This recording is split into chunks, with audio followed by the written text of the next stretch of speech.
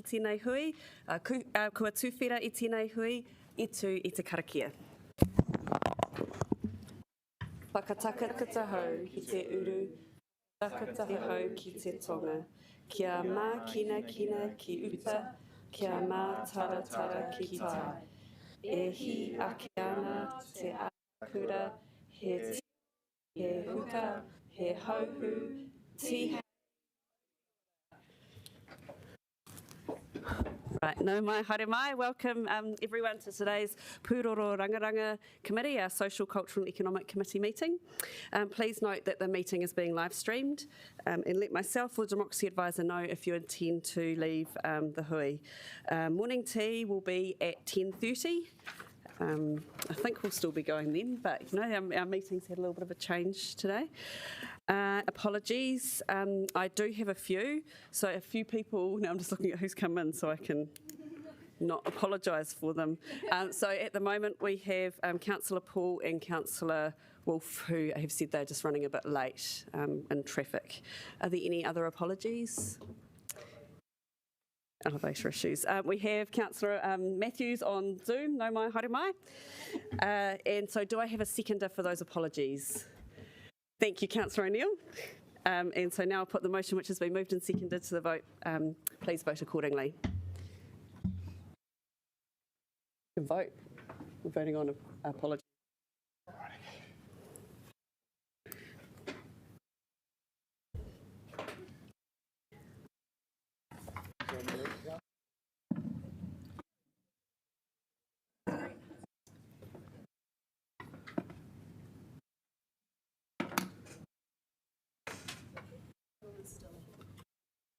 You can still see the total at the top.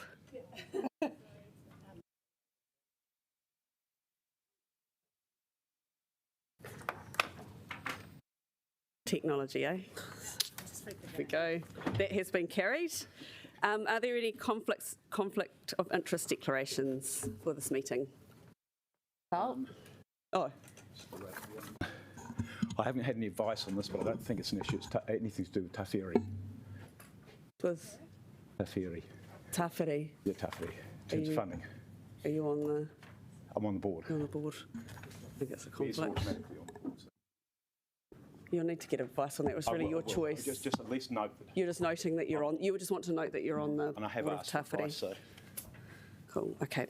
Thank you. So we've just noted that. Now we'll go on to confirmation of minutes. So I move the motion that the Pūroro Rangaranga Committee approves the minutes of the committee meeting held on the 22nd of June 2021, having been circulated and they be taken as read and confirmed as an accurate record of that hui. Do I have a seconder? Thank you, Deputy Mayor Free. So now that that's been moved and seconded, please vote accordingly.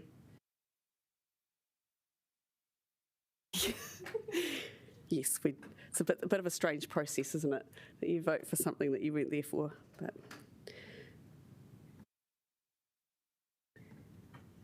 and we just need Councillor O'Neill. Councillor Wolf's not here yet. He shouldn't be too far away. So that is carried. And there are no items not on the agenda. And we have some public participation this morning. So to start us off, we've got Meg Williams and Tamaali Samoa from Tawhiri to talk to us on the New Zealand Festival of the Arts support for the 2022 festival. So no mai, haere mai, tēnā korua.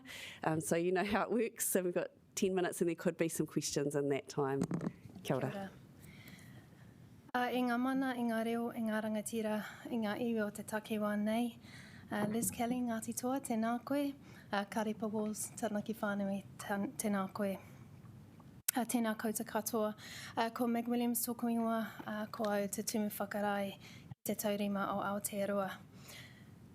Tēnā tātou katoa, my name's Meg Williams. I'm the Executive Director of the New Zealand Festival of the Arts, and this is my colleague Tamaali Samoa, who is our Poarahi Māori at the festival. Thank you very much for the opportunity to speak to you today. I'm here to advocate for your support to enable the festival to present its 3-week programme of events this summer.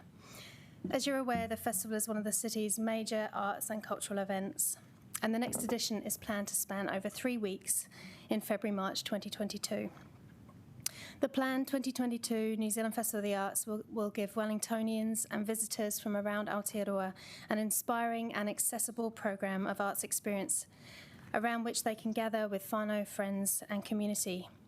The current programme has a projected audience of over 250,000 people, including 150,000 to free experiences, and features a vibrant and inclusive mix of family, theatre, circus, dance, contemporary classical music, toi Māori, visual arts, literature and more.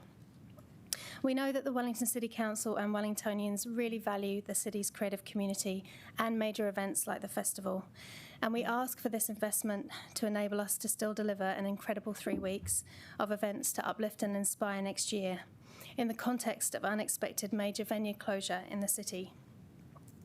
As the papers note, the St James Theatre is a key venue for the festival, and it's central to our financial model because it's a large venue that drives a significant volume of our ticket sales, usually about 1/3.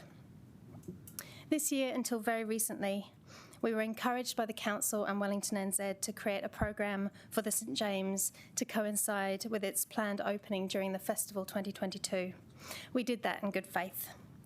This, however, changed in June when we were told by officers from the Council and Venues Wellington that the St James would not be available due to recent COVID-19 related delays in the strengthening project. This is very late for us in our planning cycle. Some of you will note that the St James was also closed for the 2020 festival, but to explain the difference from that situation to the one now, the first St James project delay, we were given about 7 months' notice before our programme lockdown. This year it was more like 7 weeks when a full draft programme was already in place. The impacts have been significant, as you can imagine, with the knock-on effect across the programme, as some events had to be cut as there was no longer a suitable space, or we could no longer make them financially viable. Others shifted into different venues, and a new plan to build a temporary theatre space in the TSB Bank Arena has been completed. The team has worked resourcefully and creatively with Wellington NZ and council officers to minimise the impacts where possible. Given the time frame, we are, however, unable to meet the further deficit caused through a combination of increased costs, such as fitting out the arena as a 1,000-seater venue over 3 weeks. With fewer smaller venues, our ability to generate income via ticket sales has been severely compromised. So the grant we are asking for today is the minimum of what is required in order for us to maintain a 3-week programme for the festival next year.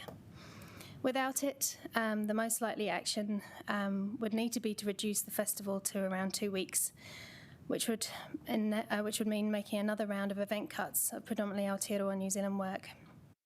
The impacts of that would be significantly reduced audience numbers for the festival, a loss of work for Wellington New Zealand artists, disruption for arts companies and institutions, and effects on them and their planned activity, reduced employment opportunity for crew and contractors, the knock-on economic effects for local supply business, venues and the wider hospitality and accommodation industry. On a usual year, for example, the festival returns around 50 million economic impact to the city, and reputational damage to the festival and the city to further cut events at this stage of the planning. Wellington is special because it's home to New Zealand's largest celebration of contemporary arts and culture. It's only 3-week multi-arts festival in Aotearoa that I'm aware of.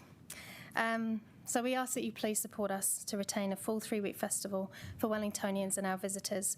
With your help, the programme will be released in a few months, and we look forward to sharing it with you. I'm happy to answer any questions. Nō reira, tēnā koutou katoa.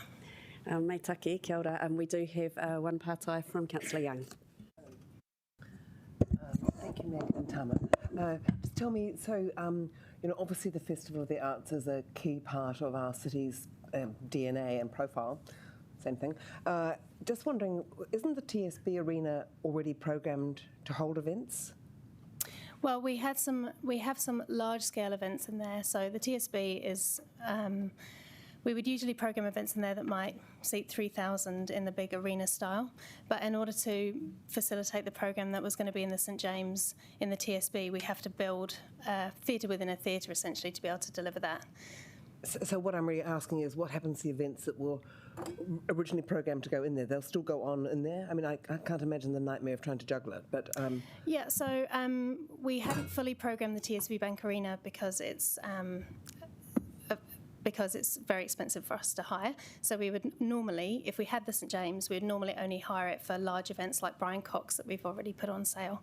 Okay. So the biggest shift was shifting out the St James, the events that couldn't move into the TSB, we had to move into other places like the Opera House, and then the Opera House programme had to get moved, and so on and so forth. So it's a puzzle piece for sure. Right. But the team have done a great job, and the programme that we have, if we can settle the programme that we have, it's a strong programme. We're confident that we can deliver a great festival for Wellington next year. Thank you.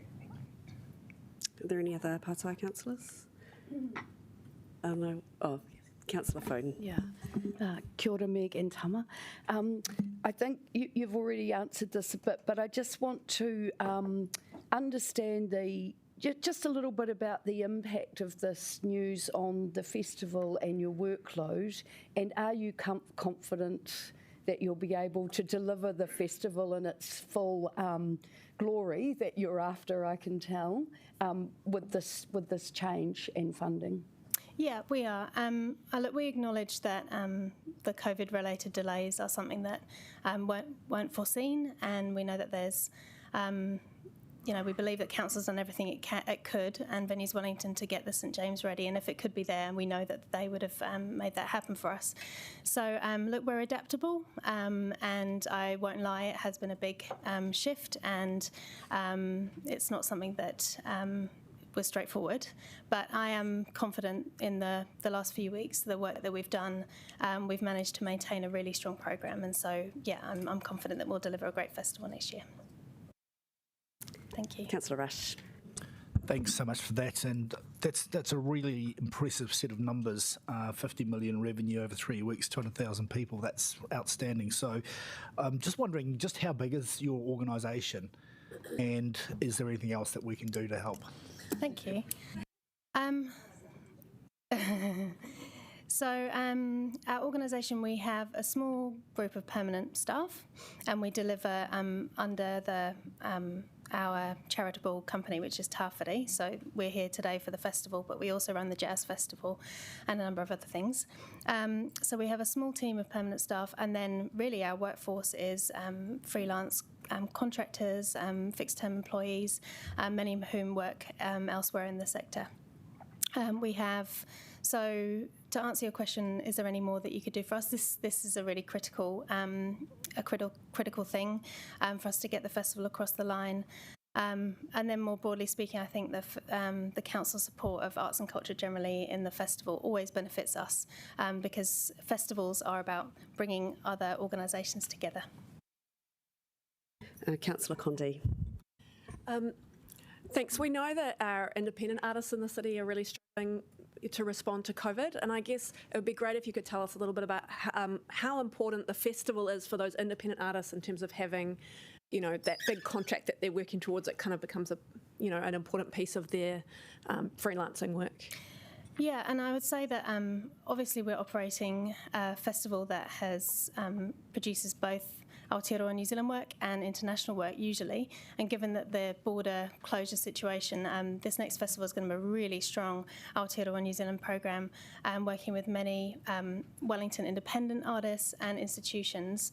I don't like to speak for them, but I guess the festival acts as it invests in the development of and full presentation of works by independent artists, and so for many of them, what it means is it's an opportunity for them to work on a work of scale. Sometimes it's those dream projects that they've always been keen to see on a major platform like the festival.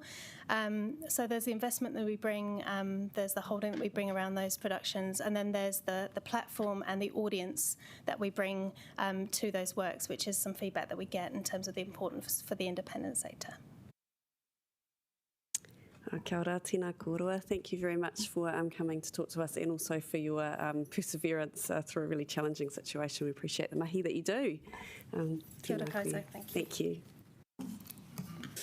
So now I'd like to welcome Paul Retimanu, Gregor Fountain and David Wilkes. No mai haere mai, kia ora ana. So they're going to come to talk to us about the Wellington College Artificial Sportsfield Partnership.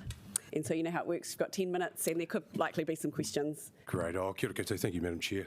Kia ora, councillors. Thank you for the time. We really appreciate the opportunity to be able to share this paper, and I just want to thank Paul Andrews and his team for bringing this through to you. But look, I'm Paul Marty, the Chairman of Wellington College. My colleagues, I have Gregor Fountain here, Principal of Wellington College, and then Dave Wilkes here, who's one of our board members.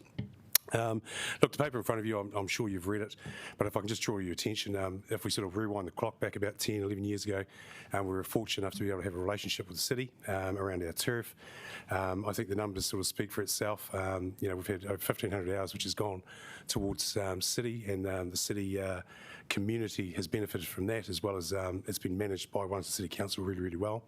One thing I sort of want to touch on is the relationship between Wellington City Council and the college has been very, very strong, and this particular collaboration and partnership has been really successful for us, and I'll probably let Gregor touch on that a little bit more. But our ask from you today is, as the paper says, we've sort of come to the end of the tenure of the over 10 years for that particular turf. It's just under 800k for us to do the remediation work to it. Our ask is 150k. We are stumping up 80% of that, whilst we acknowledge, obviously, yes, we are a big user of that.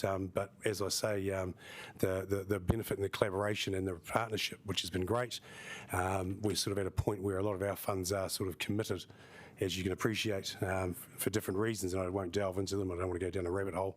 I'm sure you don't want to hear too much about it, but look, hopefully you'll see the benefit that the previous 10 years has given, and the future focus that we have for the college. So I'll pass over to Gregor to perhaps pick up on a couple of pieces.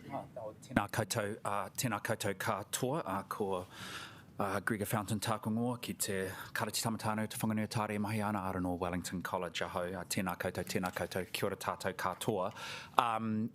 Thank you so much. I mean, I guess the first thing I just want to say is thank you, because this has been such a great partnership for us right from the beginning. And back in that day I was at Wellington College, I was away for most of the 11 years that this project's been up at Paraparaumu College, but I was the staff rep on the Wellington College board when we entered into this partnership. And I guess some of the concerns we had about it have just absolutely gone away. You know, we were worried, what's it going to be like having all these members of the public on our site? We were anxious that there was going to be alcohol issues or things like this. And actually, what we've learned is having this community partnership is fantastic for us, because there's this lovely moment on a Saturday when our last team plays, and then the community comes on, and in the evenings we think we've really benefited from having members of the public and on our campus. And it just underlines, I guess, that point that we're in an era where we don't want schools to just shut down at the end of the school day, that we actually want to have partnerships around our community. And we have a partnership, some of you might be aware, this year with the New Zealand Symphony Orchestra over facilities. And the return for that is they are offering for the whole city input into the young people. We're giving them our venue for free to perform some concerts, and they are running workshops for musical kids across the city. Similarly, we're hoping to develop a closer partnership with Cricket Wellington over a shared practice facility. And it just illustrates to us that idea. We're a city school. We know we are privileged to have an amazing bit of the town belt that our school is on, and we want to reach out and be part of the community. So thank you for your original, you and your predecessors, for your original focus on this, and we're just really looking for a little bit, a little bit more investment to help us get a quality facility. It's about to lose its FIFA accreditation, basically, due to the fact that it gets used. And we have 1,700 Kiwi kids at our school, plus not as many internationals as we'd want. And so it does get a lot of use. But can you understand the value of this artificial surface to get all that testosterone out at lunchtime? What that does for us in our classrooms in the afternoon is actually, maybe we get some kids to do some learning. So it's a value to us. It's a rich partnership that we enjoy, and we would like to explore ways that we could extend, that partnership and working to do with our vision of being a community school and a school that can serve the city. Kia ora tātou, ko whakarau I ka mai nei mō tēnei rā, tēnā koutou katoa. So yeah, I'm Dave Wilkes, I'm one of the board members. I've got the boring stuff to talk about the numbers.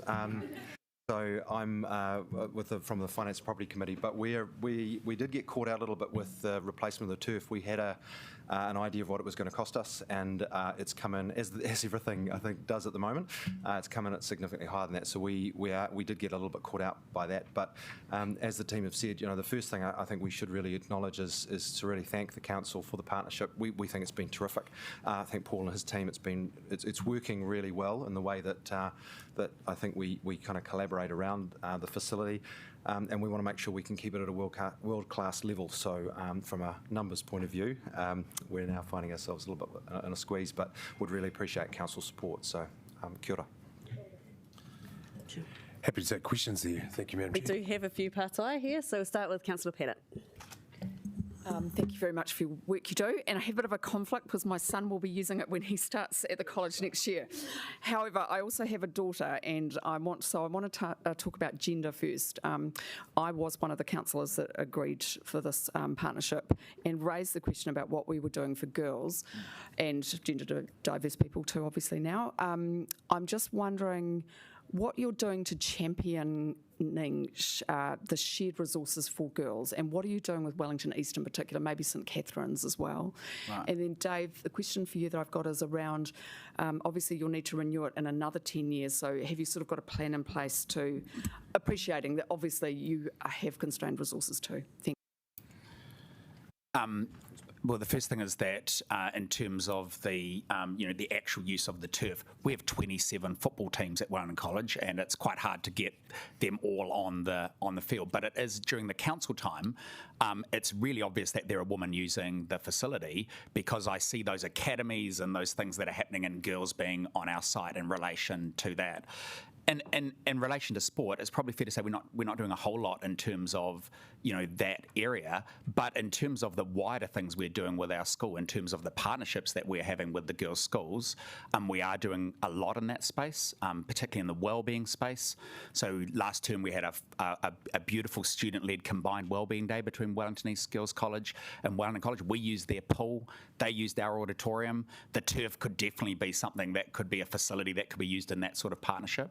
And in the music space, particularly in the arts, we have a long-standing relationship with Wellington Girls College, combined groups. This beautiful thing happens on a Friday afternoon where the ukulele orchestra kids all arrive and they come past my office and the school comes alive with women. It's a great moment on a Friday afternoon as these joint groups sort of work together. But there may be more that we could use in terms of the Wellington College space. There may be some more opportunities to do some things, and that would be good for our kids too.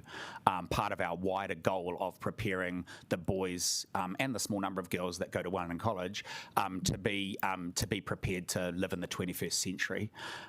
So we'd be open to using the turf in that way. It hasn't been a big focus of our work at the moment, but we are using the Wellington East pool.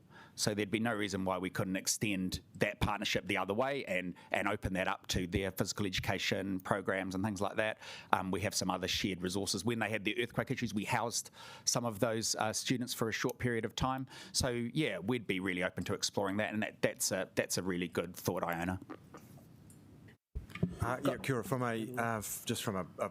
a financial perspective, so we had been planning for the replacement of the turf. We knew that it would have a sort of a finite life. We've been able to stretch it out a little longer than we had originally. We'd intended to replace it last year, and so as a result of that, we were accruing cash, effectively reserves, to be able to fund that, but clearly we had a slightly lower number in our mind that we were targeting. So we thought that it was going to cost us about $500,000 to replace, and it's come in over 800,000. So we'll do the same thing, I guess, as we move forward and looking at what's going to be happening in another 10 years when we may need to replace it again, but we will use a bigger number. Meitaki, Councillor Fitzsimons. Well, thank you very much. You had me at getting the testosterone out. I'm on board. But I guess I did just want to ask around community use of it. So is it kind of obvious to parents and students and those people that use it in a community under the community use provision that this is a council-supported facility? Because obviously we don't want to let MOE off the hook in terms of funding, but also we want residents to know that this is something they can feel good about. Is that kind of obvious? I haven't been there. Yeah, I don't think that I don't think that would be totally obvious, Fleur, actually, at the moment. And for a variety of reasons, it'd be a good time to do some better signage sort of around that, and I think that would be a really great. A great idea actually to think about how we could do that, and so we'd be really happy to work with the council over having some signage around it that did that. That would make I think that would make really good sense, and maybe to celebrate our partnership. Yeah. That's good. We still have 2 further partai. We have run out of time, but we haven't got the other submitters coming up. With the leave of the meeting, are we okay with letting the other 2 questions happen? Thank you. Councillor O'Neill. Kia ora. My partai was kind of around the question of equity as well, and looking at this particular kind of fund. How are you reaching out to community? I note that organisations like City Mission run Sports Bank and things like that really struggle to find access to turfs. How are you engaging with the community and other non-sports focused things and more wellbeing stuff? Yeah, well, we're currently part of the Sports Bank project, so the team at the City Mission, Nicole, I think it is, at the City Mission has been working with some student leaders in our team. Of course, we realise that another opportunity we're about to have with the City Mission is that their new supermarket is very close to our school community, so we'd really like to develop a partnership with them too, because that would be a really amazing avenue for community service. At the moment, the way that it stands, we have a certain number of hours on this turf. So we have the school day, we have Friday night, and we have the school day a little bit of time afterward. Then it goes to the council, and then we have Friday. We have it on Saturday morning till about 1 o'clock, I think it is, and that's where then it goes to the council for the rest of the time. We would be open to, I mean, as I say, there's no shortage of Wellington College teams. Most of our football teams don't get to play on this facility because there are just so many, and they play all over the city. But there would be scope for, I would say, both in the council time and in our time to think about how we could use further those sort of community partnerships in that way. Thanks, Terry. And we have a partai from Councillor Rush. Thanks, guys. Yeah, to clear, my nephew's a student there. It's not used for rugby, though, is it?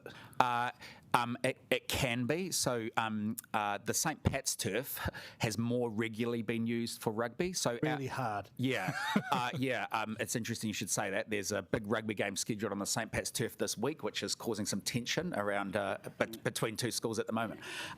There always is. So these are accredited. The idea is that it's accredited for both. Okay.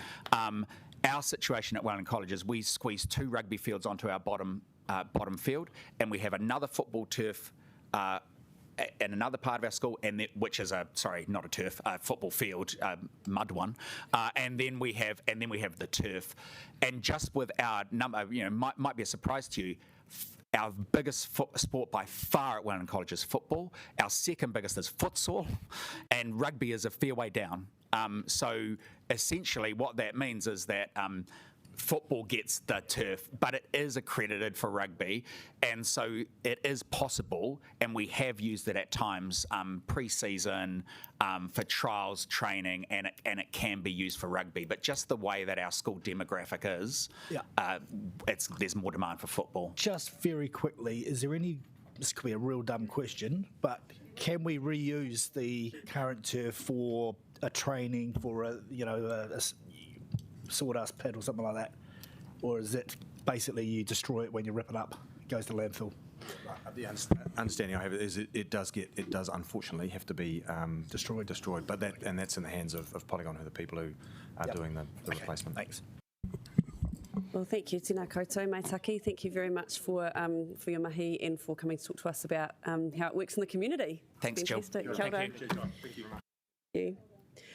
So I'm just going to briefly speak to the way things are going to work today. So just to announce that the Ahotini paper is being referred to Council, which is in a few weeks. There's just a little bit more information that we need around some of the financial stuff, but we're really looking forward to discuss that paper. It looks like a fantastic strategy for the city. And so we're just going to change the order. So in accordance with Standing Order 19.1, Oh, cool. I will accord precedence to item 2.4, support for the 2022 New Zealand Festival of the Arts. So that means that items will be considered in the following order. We'll be starting with item 2.1, which is the Wellington College Artificial Sportsfield Partnership, and then we'll go to 2.4, which is the New Zealand Festival of the Arts paper, and then item 2.2, which is the Social Wellbeing Framework and the Strategy for Children and Young People, the consultation report and approval. Item 2.5 will be next, which is actions tracking, and 2.6 forward program, and then it will be likely that we will be adjourning and coming back this afternoon for item 2.7, which is the draft Te Kopahou Tracks Network Plan hearings. So that's how we're going to work our way through this meeting. We will begin with item 2.1, and I'd like to invite Officers Peter Clinton and Paul Andrews to the table. So if you can just let us know if there's anything that's different that we need to know about this paper, and then we'll have some questions. So do you have anything you need to add? No, I think you've probably asked most questions you're likely to ask officers. But look, just to reinforce what the college said, this has been a very successful partnership, and look, we have a number of partnerships around recreation centres, playgrounds, swimming pools, etc. This is one that actually, in terms of ratepayer contribution, is a very good deal, and we have very good hours for the community in terms of access. The other thing with Sportsfields is a regional network. It's a city and a regional network. And I think in terms of the sport that's played there, it's reflective of what gets played elsewhere across the city in terms of gender and the type of sport. Rugby is actually pretty well provided for, and they don't like playing on artificial so much. They will when pushed, but football is predominantly the game that's played on it. Look, I think it wasn't mentioned, but the college, there has been an escalation in cost. There's also been some changes at international rugby board level around the requirements for the shock pad, and that's part of the additional cost for the college, and we think it's fair that the council contribute again to that. There's also the lighting technology that's changed over time, and we're wanting to support the college with renewal of that lighting at a point in time, because most of the community hours are played at night, and we're the biggest user of the lighting. I did a real rough calculation that, something like 15,000 hours over a decade gets played in terms of community sport on here, and that's about $10 an hour cost if you look at it from that point of view. We pay the college the income off that, and they use it to fund the renewal of the turf. So we've paid around $410K to them over the last decade, and as they say, they're facing costs of around $800,000, and like most schools, they have quite a few other funding pressures, as do we with infrastructure. So I think we're certainly very supportive. There's a timing issue in terms of why this paper's here today, because they need to book product from Europe to ensure they can renew this turf this summer. So that's how the paper comes to be here and hasn't gone through the grants process. We do have a few partai. So we've got Councillor Free and the Mayor. So first of all, we'll have Councillor Fitzsimons, then Councillor Pennant. Sorry, I actually hadn't understood that we pay the college for the community use. Does that happen anywhere else, that we pay anyone for community use? No, we collect the revenue from the community. Yeah. But does that happen with anywhere else? And then we pass that to the college. It does happen. Sorry? Some PATs as well. Yeah. Yep. Okay. Yep. That was the deal that was done at the time. Yeah, I hadn't quite got my head around that. Yep. Interesting. Okay. The other question is that obviously this doesn't, and I'm very supportive, but obviously this doesn't fit in the Sportsfield Partnership Fund criteria, which are really meant to be about new facilities or facilities that have. I had thought it was more than one group, but when I look at the criteria, that's not quite the case. It's really multi-purpose sports use, rather than lots of groups involved. Yep. Do you know in the pipeline what the other potential calls on the Sportsfield funding are likely to be? Like, is there work that officers are doing with various groups in other ways? Yeah, well, obviously you recently supported the Polo ground project. Yeah, that was last financial year though, right? Yeah, I'm meaning for the current, Yeah, some of those agreements are in over multiple years. We supported the Renoff Tennis Centre. There are a number of partnership project discussions that are going on with the community. Do you want to reference any of those, Peter? Kia ora. Paul's correct, of course. There are a number of clubs and codes that come to us from time to time with aspirations. The fund also speaks to a regionally important sports hub. So there are, for example, National Hockey Stadium. There's the pavilion up there. The hockey stadium requires some work. We're speaking with Wellington Hockey about that. There's work going on at Haitairo Courts for the resurfacing of the netball and tennis courts. So there will be some discussions, and there's already started with Wellington Netball around their pavilion facility up there as well, which does lend itself to a hub style environment, given that there's other codes and users up in Haitairo Park itself. So there's a couple of discussions ongoing. I'd present them as to you. Nothing obviously further than that at the moment, but what we're doing is we're looking to align more strategically both our Sportsfield's work and our assets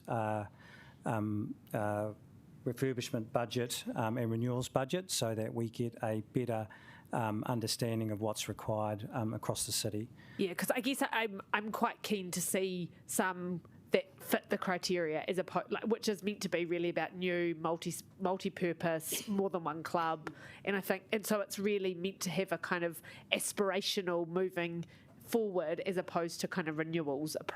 That's the point of it, isn't it? We expect that course renewals work to be done, not to be funded outside of this fund usually. Yeah, look, and I think Peter talked a little bit about an evolution of this fund. It's a pretty modest fund, and I think we've recommended supporting Renoff as a regional and nationally important facility. So I think just like our assets, we have some really valuable assets in the city that contribute to sport and rec. We don't own them all, and they all have challenges around their financial sustainability. So I think we're going to see a bit of a mix. We obviously, in terms of a lot of the older facilities in the city, there will be rationalisation of those over time, and we definitely want to see facilities hubbed. Waiora that we opened earlier this year is a great example of that. Basically, three buildings or facilities replaced into one, and a really low cost model for the kids and people in that community who want to play sport. So we've done a number of successful projects from a partnership point of view over the last decade, and they will continue to come along. I think Lowell Bay Surf Club was pretty challenging for us, but we did get there. I think they've finally secured the last of their funding. They've got an opening soon. Worcester Bay Yacht Club and the hub at Kilburnie Park are other examples. So, but these are quite challenging projects to work through. This one doesn't quite fit the criteria, but it's still a very good initiative, and it ticks a lot of boxes in that criteria. Thank you. Councillor Pennant. Thanks for your work on this, and thanks for getting back to me about my question around gender equity. Yep. I just want to broaden that though, particularly now I've just found out or have been reminded that we're actually paying the school. I guess what I'm worried about is entrenching inequality. So yes, there are more male footballers, but then we give two of the boys' schools artificial turfs or can make a contribution towards them. So apart from the Wellington East pool partnership, what other partnerships have we done with schools for facilities? Can you just remind me? Pools. Yeah, pool-wise, we're just in the process with the Newtown School. That's our last pool project. Berhampore School. I think Kandala off the top of my head, there's 7 in total. Rewa. Yeah. Tawa. And what about so at Tawa College? Is there something? Tawa College Rec Centre. Yeah. Wellington East, obviously, And which Wellington we East. talked about before, which was quite a big investment for us at the time. So it's the 4 secondary schools that we've got partnerships with, just to be absolutely clear. 4. So Tawa, Wellington, yes. Yeah. Okay. Correct.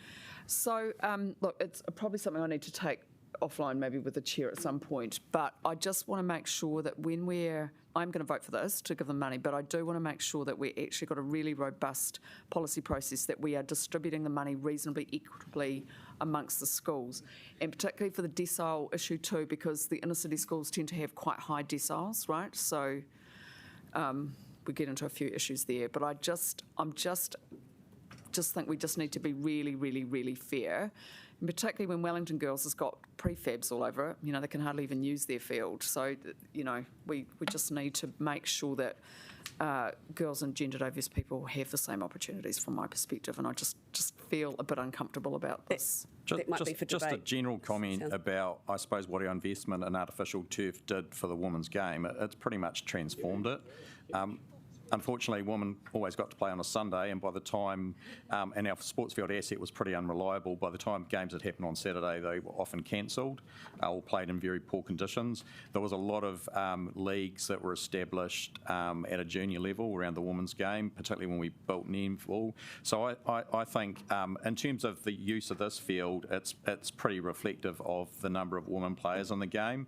It does get used by everyone in the community, and that's right across our network. But I think this investment, and even coming back to the colleges that we have invested with, often it's the ability, they've either got land or space, or they've got assets that we can partner with. So not every college in the city has the luxury of that. There's certainly other colleges we would like to partnership perhaps with, but you need to be a willing partner. And I think, as the college said, a lot of schools are a little bit sometimes reluctant to let the community into the school after hours, and as they've said, all their fears have kind of gone with the experience they've had. So I think that's really positive. We have I'm thinking of some of the other ones. Churton Park was a partnership project with the playground, and I think access to the community hall. So there's quite a few when you start thinking about it. I think even in Newlands, we originally had a partnership around their rec centre that ran its course, as some of these things do over time. So, yeah. Thank you. Deputy Mayor Free. Look, I just wanted to be clear about what we're actually agreeing to. So 150 is for the sports field, and about 50,000 is on top of that. So for the lighting, so it's a total of around 200,000 potentially. Yeah, the lighting will be in the future. What we've said to the college was that we can replace the bulbs. So we've taken some bulbs from the hockey stadium and replaced the bulbs. So we've got some bulbs to keep us going for the next few years. What we've experienced both with our outdoor and indoor facilities is we're on the cusp of quite a lot of change in lighting technology. And so those older bulbs and that even are in short supply worldwide. So we will need to replace these lights at a point, but we'll just work with the college around that. So my question is, why do you want us to agree to number 4 now? What's the advantage of that? Because it seems still a little bit... Because we'll put it in the funding agreement, Sarah, and then that gives everyone a clear signal understanding of how it will work. Because this is a relationship over the next decade, and I think this is an asset that we share and manage together. I didn't want to disagree. I just want to be quite clear as to why that's sort of there, although it's not totally definite what it's going to cost and how it's going to happen and when. And my other thing, just following on from Councillor Pannett, do you have any rough idea of the contribution we did make to the Wellington East swimming pool? Because I'd say it was millions, but I can't remember. I can find out for you. I can't. I think it was at least $1 million. Yeah. So it's not. Okay. Yep. Those are my questions. Thank you. Kia ora. Next part is from Mayor Foster. Thanks. 2 parts to the question. The first one is just, so if I get this right, the funding arrangement effectively is that players play on it. Capital Football charges the clubs that those players play for. We charge Capital Football for access to turfs generally and to grass fields, and because mostly it's Capital Football or rugby if they're using it, and then they pay us. So that's where that funding builds up from. We collect the revenue off the turf and then we pass it to the college annually. Yeah, and that is from either regional sports organisations or clubs that book training. And sometimes it's casual use out of season, that sort of stuff. So, okay, cool. Yeah. So casual use is booked also through the council, isn't it? Correct. Yep, cool. Yep. Okay, and the second question was, the recommendations talk about replacing the turf, but in actual fact, it's only the top part of the turf, isn't it? It's not the whole, because I mean, there's the concrete base and all the infrastructure that goes under there, which has got a much longer life than the top part. Correct. So would it be useful just to make it clear in the resolutions that actually is, we're not replacing the entire turf, we're just replacing the top bit, which is exactly what was expected? Yeah, look, we're replacing the bit people play on, and as I said, we do need to create a thicker shock pad. Yeah, no, look, completely understand that, but it's just just so that people are understanding we're not actually building an entirely new turf. What we're doing is we're replacing the top bit. Cool. Cool, thank you. Councillor Calvert. Thank you. And my question really goes on from Councillor Pennant, and I'm relatively comfortable with the information provided for Wellington College, but just talking about the broader network, and obviously our main next centre, a metropolitan centre, is around Johnsonville, and we have Onslow College servicing quite a wide area, but it wasn't mentioned as part of the network, and given their big refurbishment program at the moment and the sports fields, have you, is there any partnership consideration being considered with that school? I'm not sure if Peter's had any recent conversations, but I know his predecessor, Glenn, has had numerous conversations over the years with the college, mainly around indoor rec provision. And so, look, we've already signalled to councillors that we're going to do a piece of planning around provision of community facilities, be that rec, libraries or community centres, to lead us into the next long-term plan.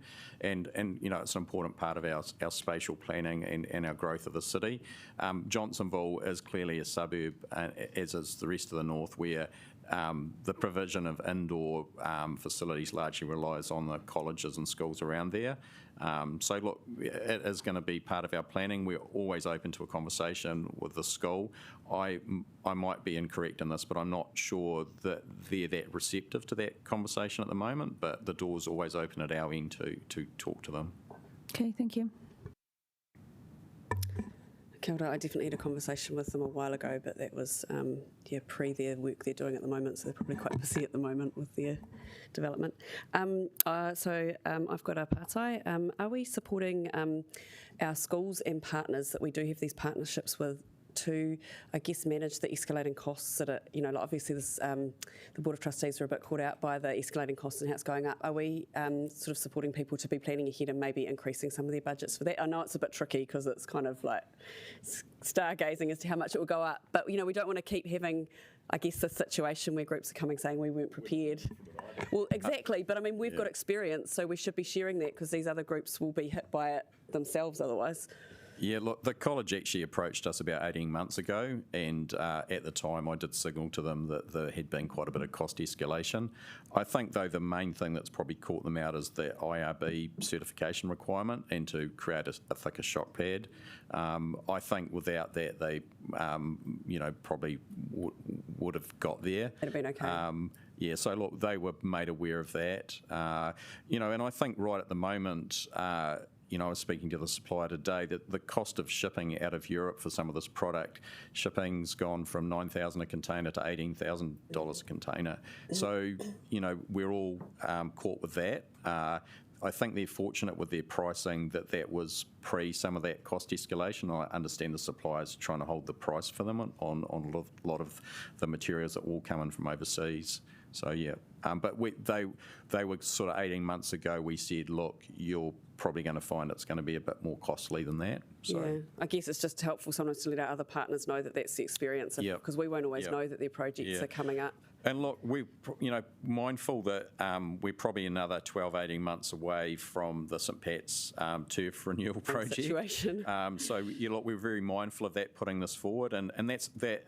We'll need to just see where they land. It's a different agreement. It's a different agreement in terms of the amount of community hours that are available to it, and it was an agreement between the college, Marist Rugby, and the City Council.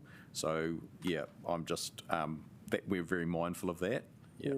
Kia ora. He pātai anō, Deputy Mayor Free. Yeah, I'm really sorry, but just on the finances again, and may I say that I actually think these are value for money, and I'm not quibbling at all, but I just want to understand.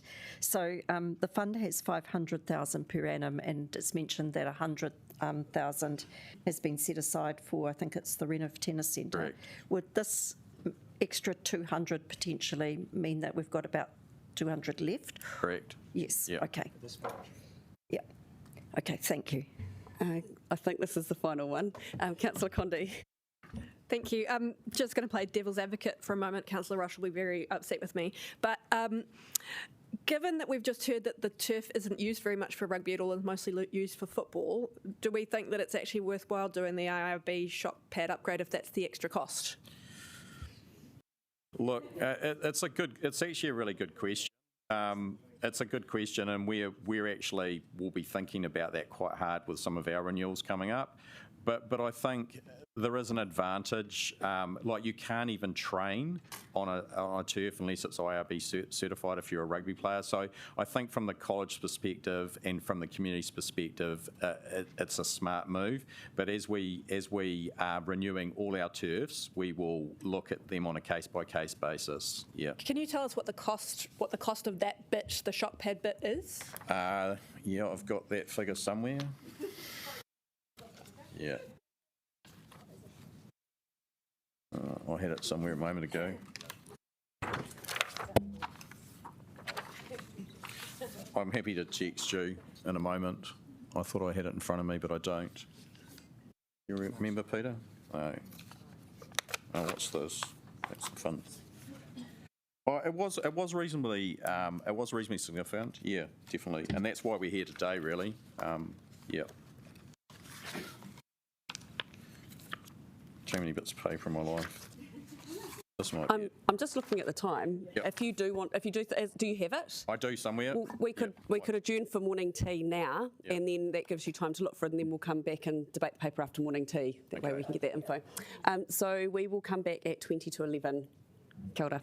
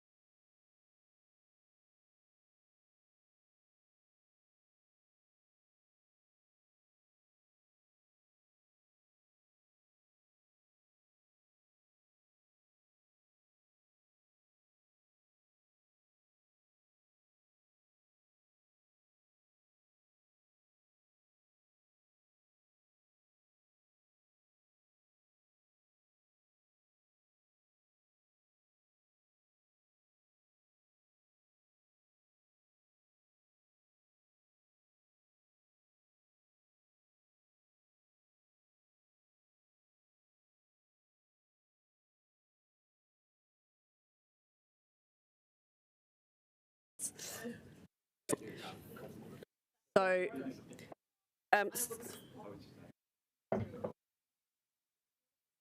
not a conflict. Anyway, we're going to get on with our. Hold on, just wait. Right, so Paul says that he's got the number that Councillor Condi asked for. Oh, over to you, Paul. So as part of our certification to increase the thickness of the shot pad by 10 mil, that's going to cost 150,000.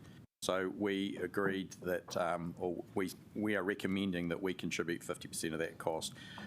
With regards to the debate about maintaining IRB certification, look, we come up against this issue as well, and I believe, I can't speak for the college, but they are a rugby and a football college, and there's other sport that's played on there as well. Really? And as I said, if they don't have that certification, they can't even train their teams on there. So I can't speak for them, but I wouldn't recommend that to them. We have gone through the quote that they had, and we have value engineered some of the costs out of it. So you need to know we were starting with a much bigger number, and we've got it back to what we're recommending here today. Yeah. Kia ora, that's very helpful. Thank you. So thank you very much for helping us with the questions and introducing the paper, and we're now going to go to debate. Okay, just you asked about the cost, the contribution to the Wellington East poll was 1.1 million. Cool. Yep. Cool, thank you. Yep. Thank you very much to both of you. Thank you. So now I understand Councillor Fitzsimons would like to move the paper. Yeah, it's really my pleasure to move it, and I'm really doing so because I'm the Grants Committee Chair, and this would usually have come to Grants Committee, but it would have then come up here, so we've just short-circuited that process. But I just really want to briefly say a thank you to the officers for the work that they've done, and we heard from the college about the valued and constructive relationship that the parties have, and that is clear. And also to really reflect the value to the community in these kind of partnerships with schools. I mean, we have schools all over Wellington with facilities that sit there and could be well used outside of school time and outside of practice time. And it's really great to look at the list of groups who use it, including, interestingly, the Wellington Gaelic Football and Hurling Club and the Gangrene Ultimate Frisbee.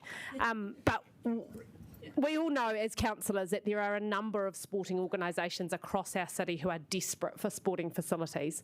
So I think the onus is on us to try and do everything we can to try and allow the vast a range of sports that are played in Wellington to have a home and to have facilities which they can rely on, and the administrative work that the council puts into making sure that sports grounds are well run and that bookings are can be reliably made is, I know, really, really valued by the community of Wellingtonians who play sports. So I think this is an excellent opportunity for the council, and although it doesn't fit in the strict criteria of the Sportsfield Partnership Fund, I think it does add real value, and we should agree not to provide those, not to apply those criteria in a strict way in this instance.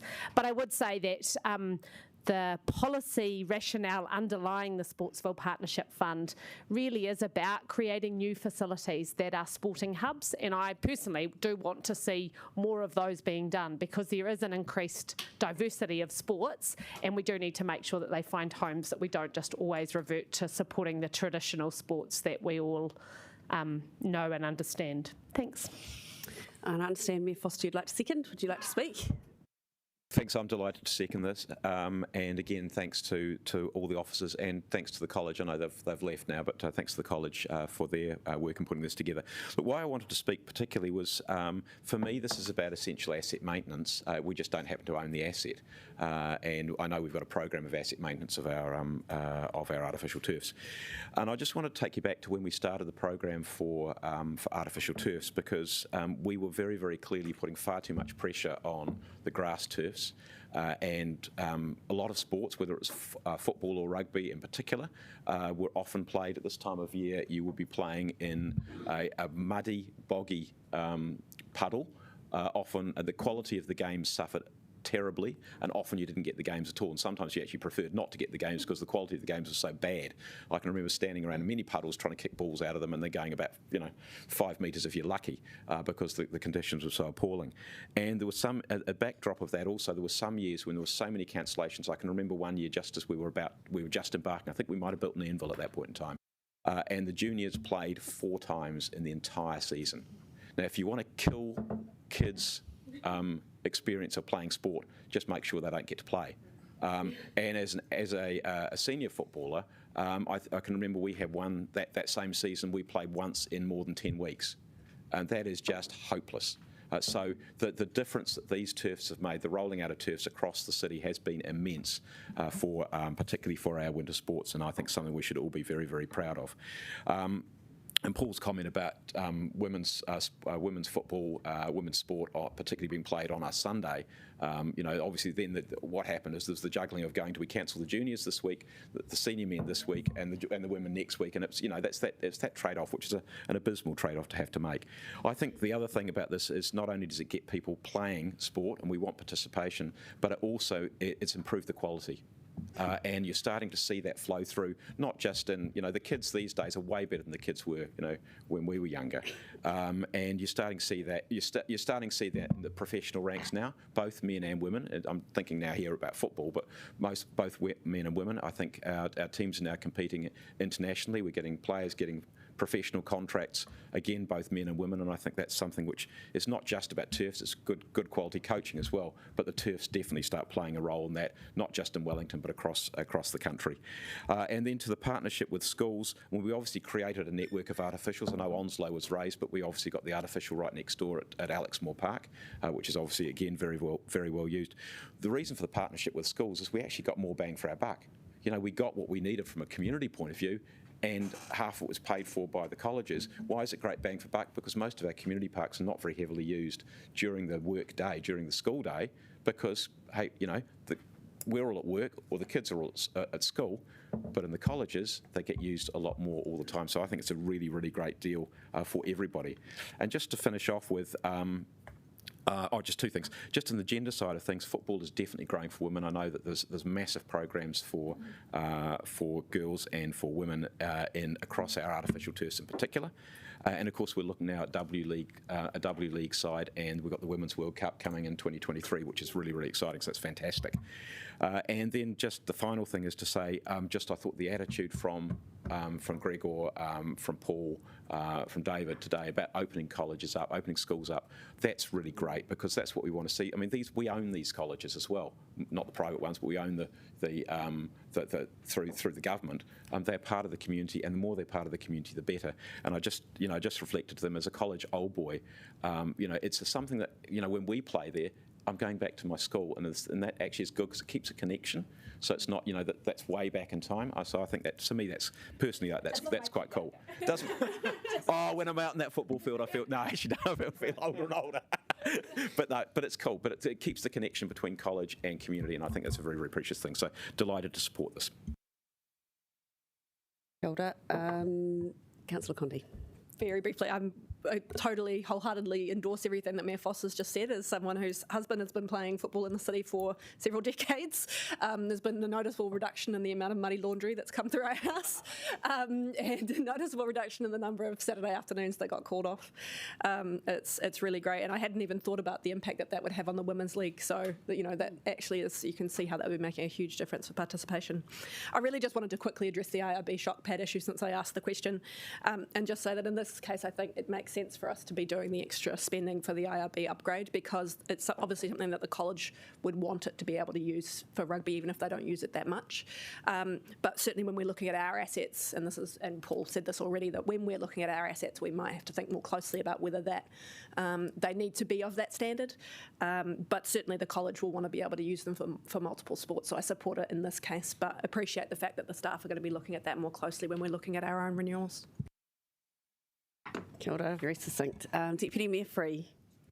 I just want to say that I think that this partnership fund has been excellent value for money, and the amounts that we are talking about are relatively minor in the bigger scale of what other partners are putting into this, and the opportunities that working with schools and their community contacts and what they can actually bring to amplify our investment. I think it's a no-brainer really to be having this fund and to be voting for this money in particular.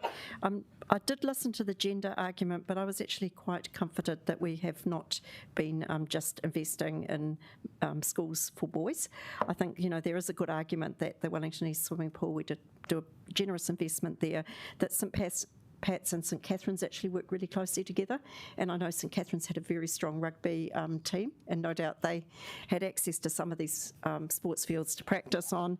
I think the safety mat is a no-brainer. If we know that schoolboy rugby does and girl rugby, it is a place where you can get very badly injured. If that's needed for safety, we would be almost negligent not to be contributing to that. So all up, I'm really comfortable. I just wonder if it's worth noting for item 4 that it's expected to be approximately $50,000, because at the moment we're just saying 50%, and it's a little open-ended, but I'm comfortable if other people don't feel the need to put something in brackets there. Thank you. I think you really need to put that forward as an amendment if you want to do that. It's not quite such a tweak. Just to let councillors know, I'm not going to do the 3 speakers for, because we've got a couple more speakers, but it's just to help us try and make sure we're not repeating what other people have said too much. So over to you, Councillor Wolf. Yeah, I completely support this. I just want to mention a couple of things. This collaboration and partnership, there are 2 key figures around council that helped this happen, John Morrison being one and Paul Eagle another. And they work with our officers, and there's been complete continuity of the whole ideal of what has been achieved, and that will be expanded upon, I'm sure. I just want to clarify, the collected revenue also by the school also goes into the maintenance. So there is that. The equity side, we're also talking about our ethnic communities. I know from having refereed men, women, boys, girls, that that field is really well utilised, and it's great. And finally, the shock pad is a safety issue. I know that I can't referee on that pitch as it is at the moment because of legs and ankles. But when that field is shock-proofed, not only will I be able to referee on it, but we will have less injuries, and that is a big thing that we have to think about. I think Councillor Free mentioned the safety side. Well, this is important, and it also allows us to be involved in international bids, through not just rugby and soccer, but other sports as well. If we have best practice grounds where we have that are safe, that's really important. Great investment. Kia ora, Liz Kelly. Oh, kia ora. I just wanted to speak to this. I'll be supporting it wholeheartedly. But really what I wanted to speak to was actually the vision of this council to partner with schools. Because I remember when I was on Tawa College Board of Trustees, and the intervention from Wellington City Council at the time was what made it possible for our gym to be built. So I support this on all levels. I suppose I should declare that my moko goes there as well. But it's more about the partnership and how that strengthens community. So while the money is important to make it happen, because it is really hard to get funding out of MOE, this is more about the wider partnerships that this contributes to. And I also want to say that I think that this is awesome that we're supporting healthy action and sporting. We are a country and a people that do engage in this sort of activity, and we love competition. And I think the amount of medals that we have won in the Olympics is a good example of how we punch above our weight as a small country, but it starts from this sort of leadership here, and I just applaud the council, and I'm really pleased to be a part of the decision today to make. So ka pai. Kia ora. Have a tradition when you make the first speech at council, you get a round of applause. And you buy a round of drinks. Kia ora, mai taki. Councillor Pennant. Before that, I actually didn't think it was a maiden speech, but kapai. It was.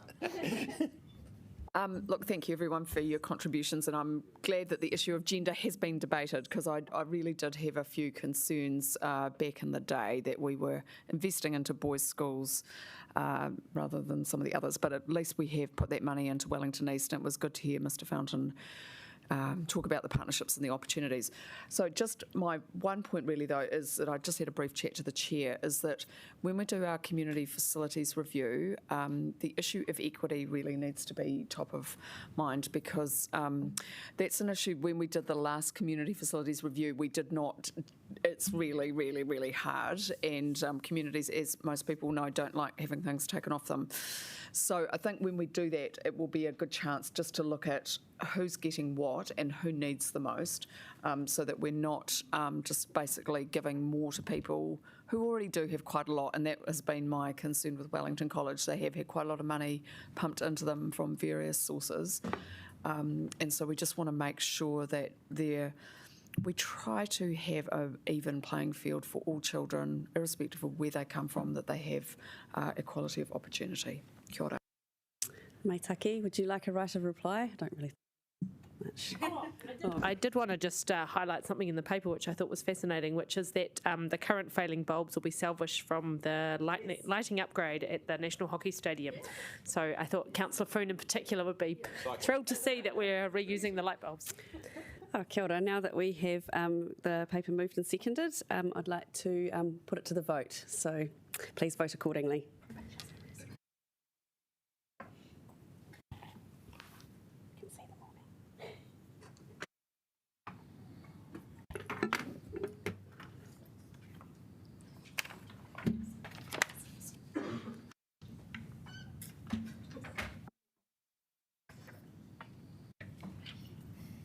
It's carried. It's unanimous. Fantastic. Thank you. So now we're going to move on to item 2.2. So I'll invite Peter Brennan and Gisela Carr to join us at the table just for any questions we may have. Just reminding councillors that we're trying to be as efficient as we can. So think about what we really need to know for this paper, and but please don't feel you can't ask questions. Okay. So good morning. is there anything we need to know? Over and no, I above don't the think so. paper? I think Mayor covered the background to this very well, and probably only to add that officers and Wellington NZ have been working with them and endorsed the adaptation proposal. I think that's a good way to make the festival viable. Other than that, the recommendations are as they stand. Thank you, and that is helpful to know that there's been a joined-up approach, so thank you. Yes. Councillor Condi has a party. Thanks. I've got one question. Sarah, this might be for you. So the funding for this is coming from the CCO COVID Response Fund because it was underspent versus forecast. And I was just wondering, can you tell us kind of where that underspend came from and how it was delivered? So another way of thinking about this is, which CCO should we be thanking for performing better than forecast so that we actually have money available to fund this?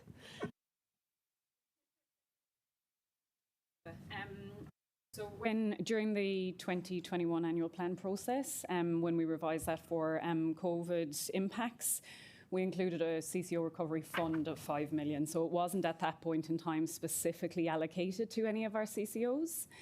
The major draw on that fund so far, so it was 2.4 was used last year, 2.4 million.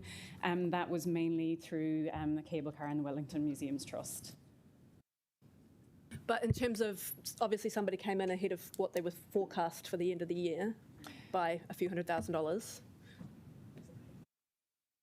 Again, I think, so at the point in time that we were planning to move that money across to the current financial year, we were still unsure whether any of the other CCOs would require some funding, which they didn't by the end of the year.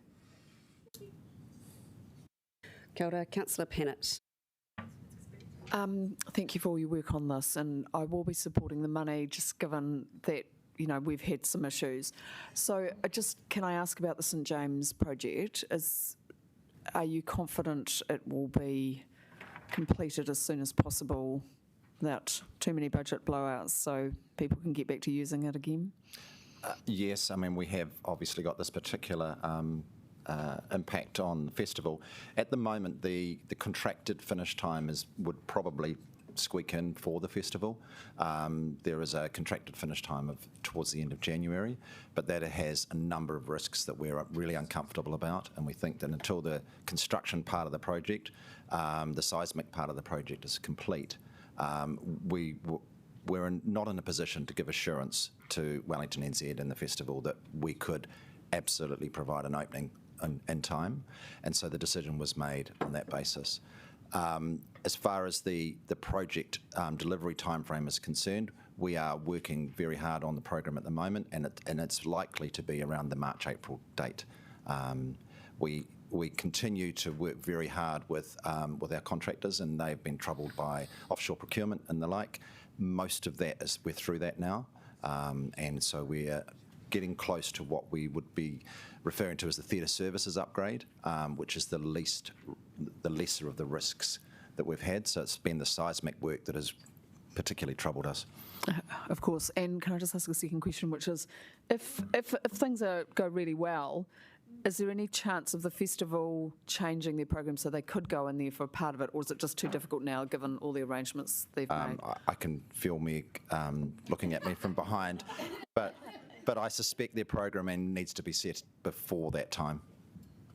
Is that fair? Yes. Maitaki. Councillor Foon. Kia ora, and thank you for your work and collaboration with Wellington NZ and working with Tawhiri on this project, or, you know, a change of plan. So the question I have is about recognising that the whole purpose was to celebrate the opening of the St James, without jumping the gun, but I'm sure, have we got a plan or starting to think about how we might celebrate the opening of the St James when we're ready? Kia ora, Councillor Foon. Yes, I mean, the council is restoring one of the centrepieces of the performing arts infrastructure of Wellington here, and it's absolutely important that that mahi be upheld, and it's important that the communities that are associated with it and that care about it have a chance to express that for the citizens of Wellington. So we're in early stage discussions, but the intention is that that will absolutely be felt and felt at a scale, and it will involve the sector. There's obviously discussion with mana whenua around this as well. Hone Kolka has sought me out. So we've had a number of representations through Ahatini on this very point, and actually in relation to the town hall as well. So yes, the runway is we're starting to put a plane on the runway.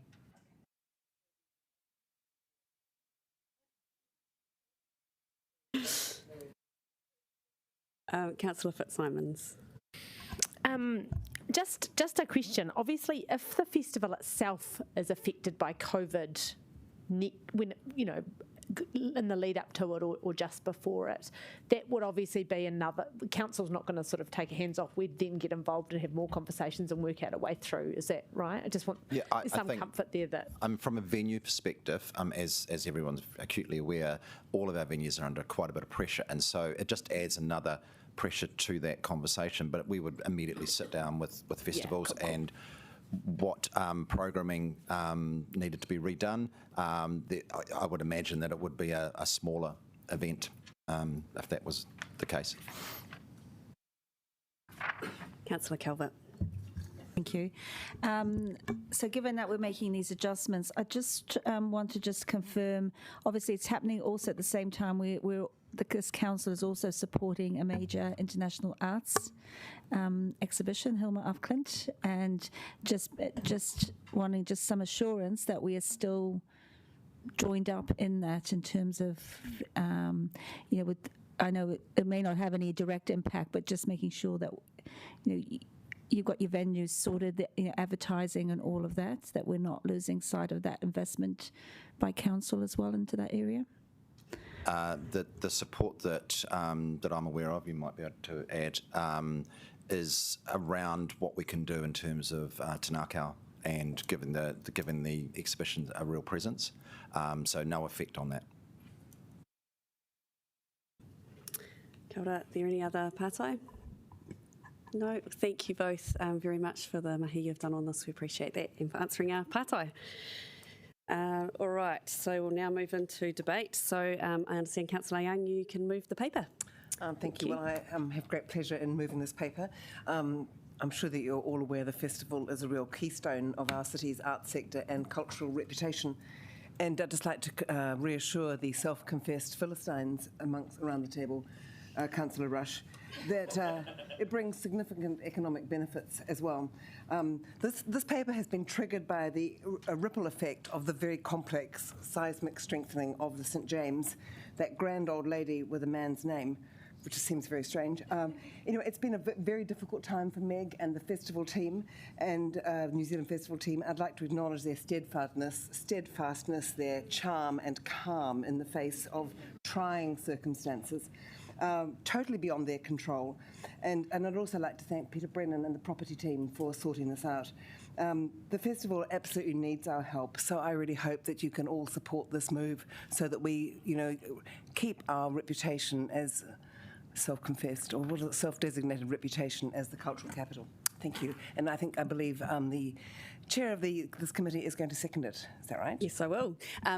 I don't need to speak too much to that because, Councillor Young, you've done a good job of explaining, how hard people have worked to make this happen. But I do just want to acknowledge that the creative sector has been really creative in solving this problem because it is a really difficult situation to be in when we already are often short venues and then the ones that we really do rely on aren't available. So thank you for putting your creativity to it. I know it's probably meant you've burnt the midnight oil a few nights trying to come up with solutions, but it does make sense that we continue to support a fantastic festival which brings amazing performers into our city and really shows Wellington at its best. So kia kaha, and we're really looking forward to the festival, so thank you. And I know that Mayor Foster would like to speak to this. Thanks. And so, look, I did note that I'm on the board. Mayors have been on the board since the festival was established, I think. And if anybody felt uncomfortable about me participating in this, I'd certainly be interested in hearing that. We did have a bit of a conversation about that, but we don't feel that's a particularly controversial thing. Look, I just want to say a few things. First of all, to echo Nicola, the festival to me is one of the flagship events for our city and also, obviously, for our arts and culture reputation and reality.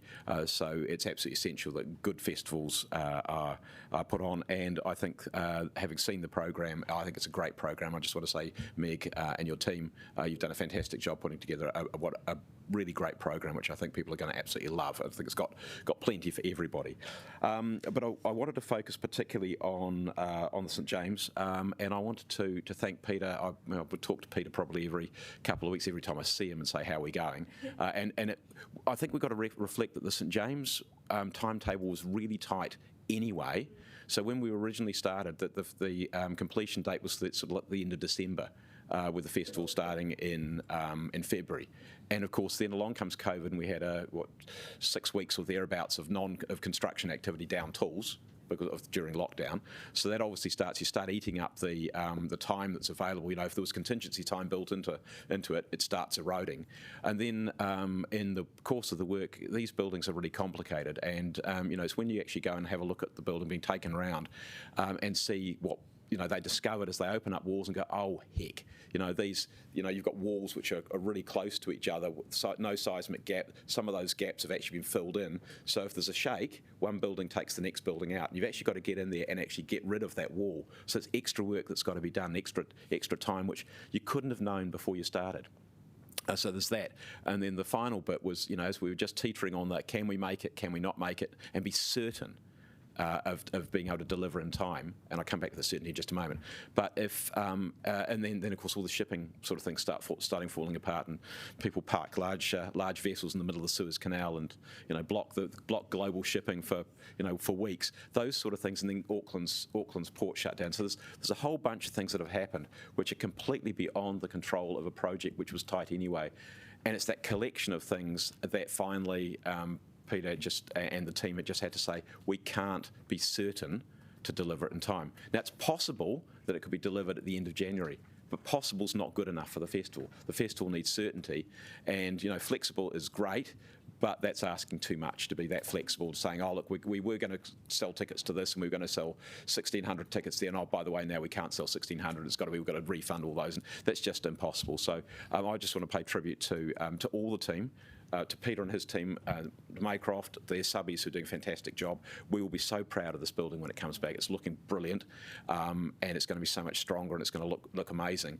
But also to Meg and her team for the flexibility of being able to respond there. And the final thing I was going to say is just the Hilmaraf Clint book, seeing that Diane raised it, there isn't a very clear direct association between the festival and quite a number of other events, and Hilmaraf Clint is absolutely one of those things. So look, I'm really proud of the work that's been done by all of the team, and I think looking forward to what will be a brilliant festival in the venues that will be delivered in. Kia ora, Councillor Calvert. Thank you. And probably one of those persons who's not necessarily associated with the arts, but probably have more of an economic focus. I absolutely support this proposal. As we've said, it's one of our flagships, I think, as the Mayor said, in our arts and culture and creativity scene. And it's really important that we do ensure not only it survives, but it thrives as well. And we need to be agile in what we are doing. I will note, though, that given it is one of our cornerstone projects or things that we support, I really didn't see it that well in the draft Ahutini strategy being there. So it might be there hidden, but I think this is where we need to make sure that we have elevated these programs and projects to where they should be. So when we're making decisions, we really understand the importance of them and where they connect into where we want to be as a city. So having said that, I will be supporting it fully. Councillor Foon. Kia ora tātou. Also want to acknowledge all of those that have put work into finding a creative solution. Thank you for acknowledging that, Councillor Day. And for me, I just want to bring up the CCOs and the fund that we've had aside and be thankful for our CCOs that worked really hard to overcome the challenges of COVID, which is why the fund was put there in the first place. And that's allowed us to have a fallback, and I believe it's a really good use of money, as in a way, part of this not being able to deliver is about COVID itself. So I think it's a no-brainer, but yeah, I just really want to acknowledge our CCOs, all the work that they've done to really make sure that they've been able to financially get themselves on a safe track to enable this fund to be there. Kia ora. Kia ora. That's all of our speakers. So, Councillor Young, would you like a right of reply? Or don't need one. Okay, well, now that we've got the paper moved and seconded, I would like to put that to the vote. So please vote accordingly.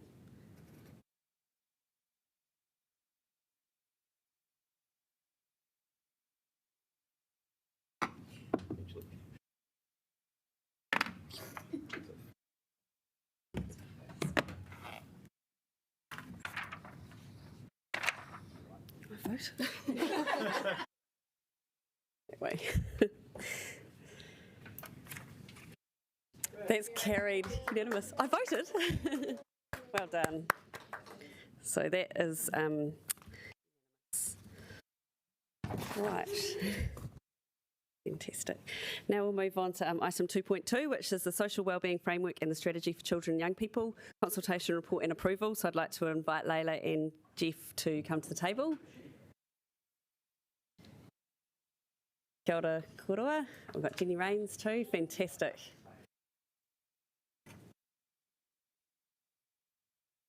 So we've got, just so that everyone who's here knows, we've got Leila and Jeff are from the planning team who have worked on the policy and have put the paper together, and Jenny Rains is in the community services team. So it's good to see that joined up, working together. Thank you. Is there anything you need to say around these papers, or are you happy just to go straight to questions? Just very briefly, I'll get Leila to introduce. Tēnā koutou, kia orana. So I just wanted to reinforce a couple of key messages and an acknowledgement or two. Both of these papers were really well received by the public. People thought the right issues were identified in the Social Wellbeing Framework, and they liked how it describes council's contributions and roles. Young people were supportive of the strategy, and we think it shows the earlier engagement with young people. And there were a lot of submissions that came through schools and processes run in schools. There are a few improvements in both documents in response to submissions. So in the framework, we look to acknowledge things that support social wellbeing, like voluntary activity, faith-based activity. And in the strategy, there's a better line of sight to accessibility. And I'd like to acknowledge Kate Hodgetts, the analyst who led the development, and the young people who participated in developing the strategy. Kia ora. Kia ora, thank you. Councillors, are there any pātai? Councillor Calvert. Yeah, look, I just want to question, on page 23, we received 37 written submissions, which seems, I know there's some organisations here, but are you comfortable that we've actually had good engagement right across our city from all groups, not just those in the social wellbeing space? Because I think, as you point out in the paper, social wellbeing is one of 4 key wellbeings. So yeah, I'm just interested to understand this, how you feel engagement went. Talk to that.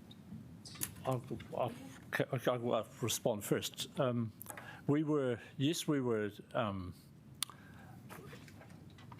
surprised, I guess, that there was only 37 written submissions. However, there was an awful lot of pre-engagement before as in the development of the strategy. We did an awful lot of work with the community and with organisations. So, and I think we've came to the position that people and the submissions that did come were very supportive of it. So we thought that actually it wasn't it was a process which was well supported. So there was not a lot of people out there, didn't create a lot of angst. It was something which was supported, and we are happy with the level of submissions that came through in the end. I could just add about. Okay. And I'd just like to add about the engagement. So there was, as you know, there was a very wide engagement alongside the annual plan and exposure rep meetings and expos. And the 37 submissions were also supported. There were over 347 visits to the actual website and more than 100 and about 110 downloads. So that information is in there as well. And similarly for the I'll talk to the engagement on the strategy for children and young people as well, because perhaps that's also, so that one had, I think it was 86 submissions. And in that case, the online, that was supplemented by really strong online participation. So I've kept the focus on the submissions in these reports just to address the substantive points. But there were 1,600 visits for the strategy to the Let's Talk page. 460 of those had a good look through the site and downloaded a document. And there was also a quick poll and a quick survey that a lot more people participated in. I've got the numbers on those. 145 participants on a short survey and quite a few on a quick poll as well. Which I don't have the number exactly for. Just one follow-up question, if I may. So that's good, but we still only had 37 submissions. And I'm just wondering, amongst our 200,000 residents, how do we best get out there what our framework is and where our focuses are going to be going forward? Because as you pointed out, it was a consultation happened at the same time as a long-term plan, where there was much more consuming issues around water infrastructure, and I know sitting at some of these engagement sessions, that was the last document people picked up. It was wordy, and in comparison to what else we had there.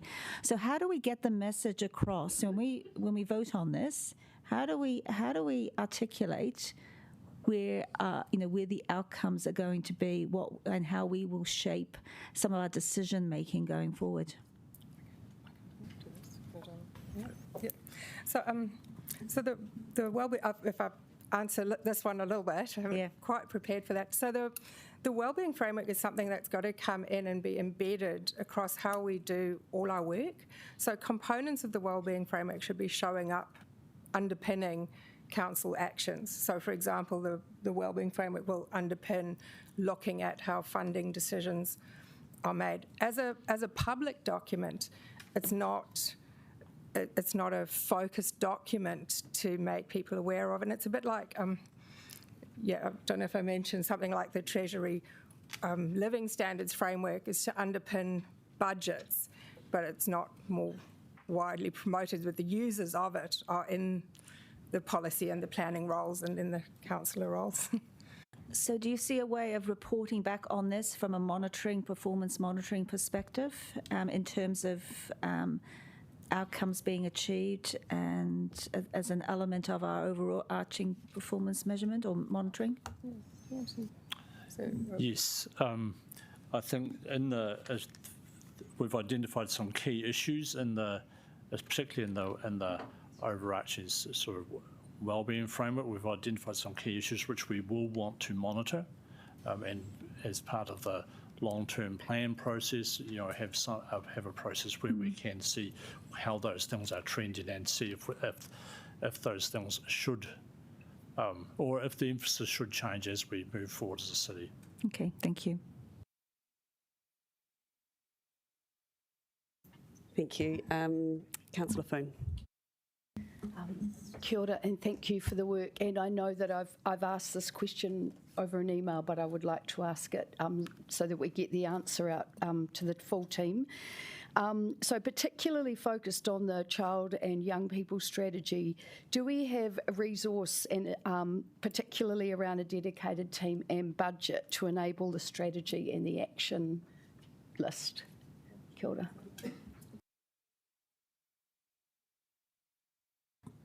Thank you, Jeff.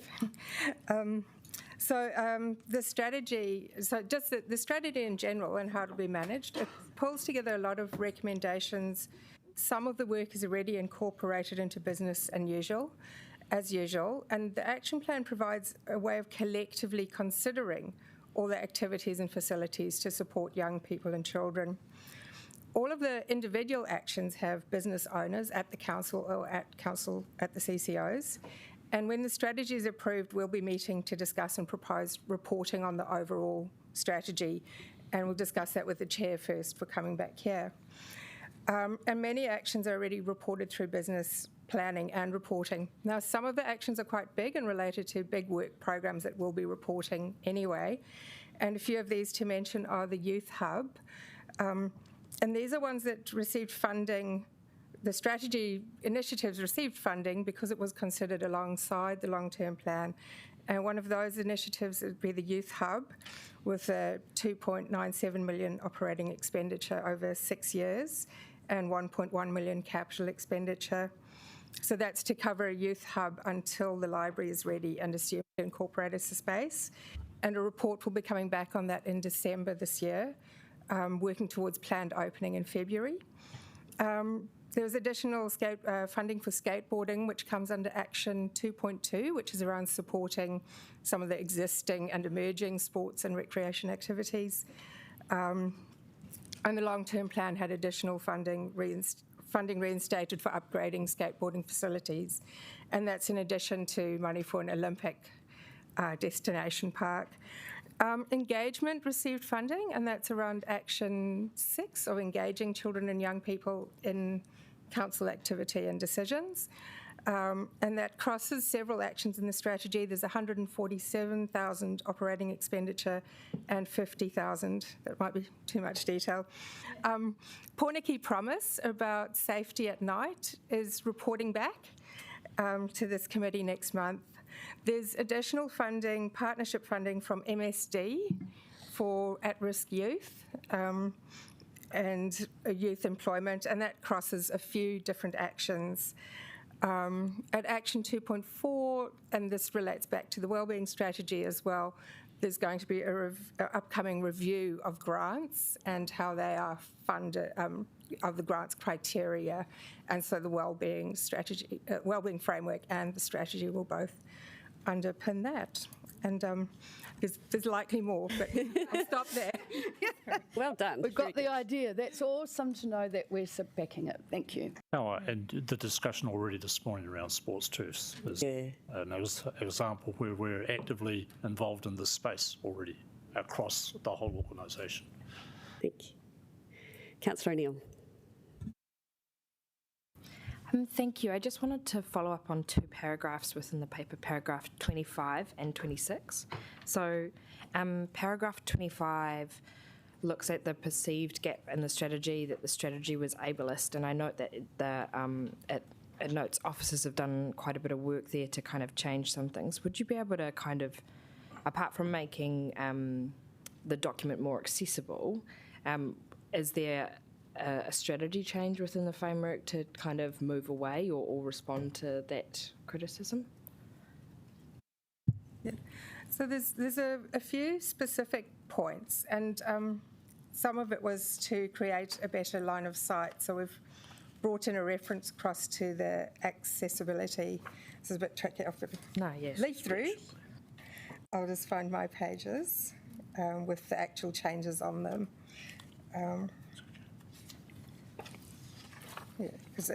So it comes up in a few places. We've made amendments just to make a better line of sight. We've added a definition.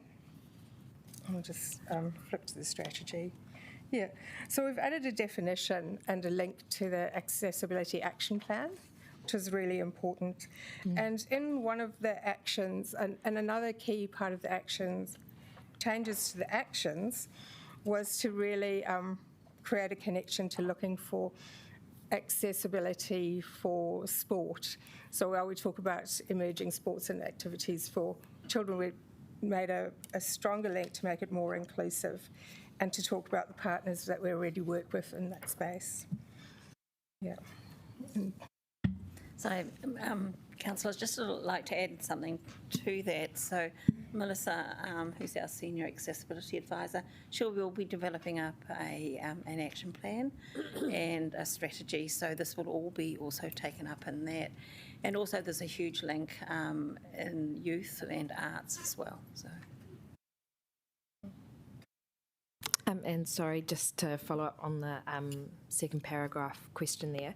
So there was an adoption by the council to add and develop actions in consultation with young Pacific people, refugee and migrant groups, and I just wanted to know how that went through the consultation and what that's kind of evolved to be as a part of, you know, some new action tracking that we're doing at committee. So we've amended that action. Yeah, so we've amended that action so that it's got a bit more content than to be determined, but the work to really set off on there is to so it's been amended that we need to work in partnership with those communities to actually develop more specific actions, and part of that will be coming through.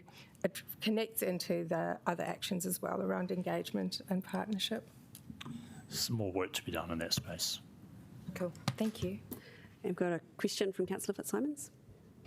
Yeah, just briefly, one of the things I'm interested in is when you, when the box is ticked that council is an advocate.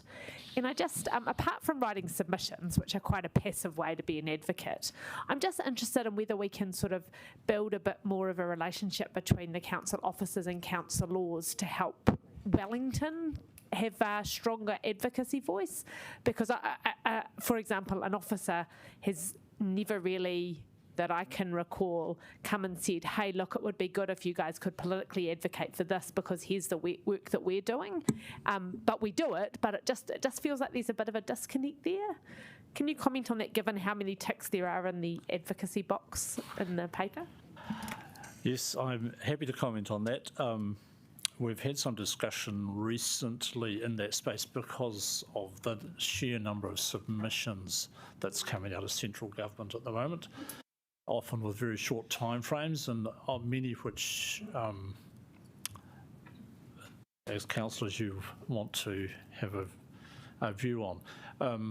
And it seems like that we do need to have a bit more of a think about that, because and decide where we're best placed to advocate. Some of them may be submissions. Some of it might be us having a conversation with councillors and you being able to knock on doors or have conversations yourselves, and maybe ahead of time, and maybe there's somewhere we can work together with LGNZ or Solgum, those people who are doing some, and so we might say, look, we're happy to work at that level, we're happy to work on a formal submission, but there's some where we actually can work with you more closely to say there's other forms of advocacy which we can take.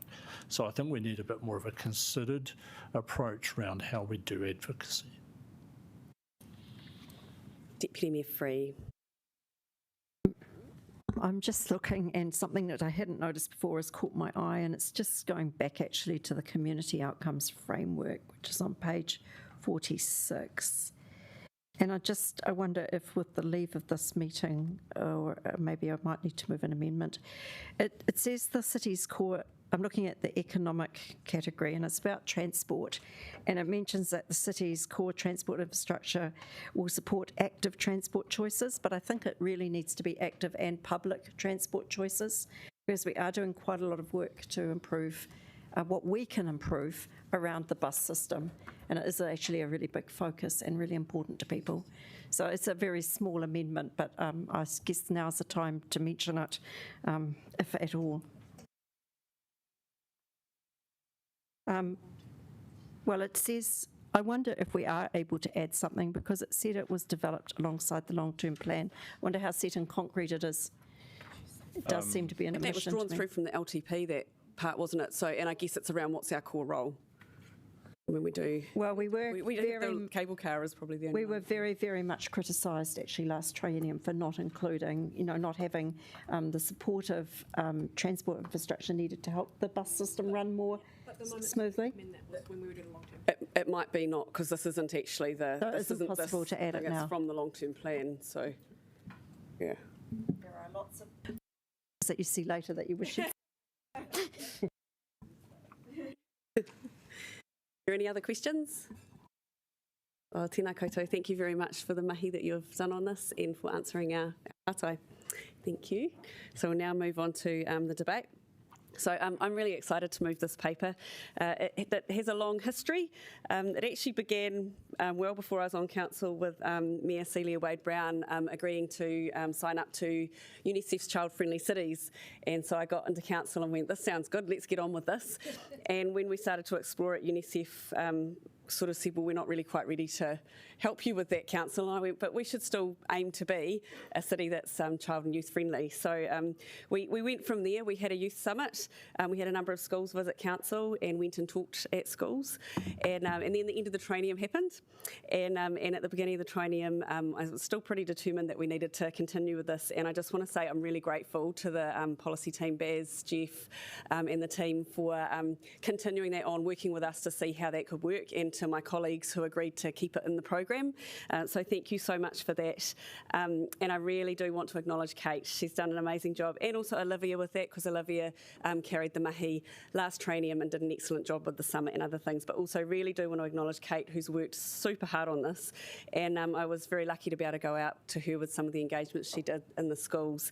And it was excellent. The kids really responded well. And I can see from being in some of those conversations how she's pulled that through into the strategy, which you really do hear the voice of young people in the strategy, which is very exciting.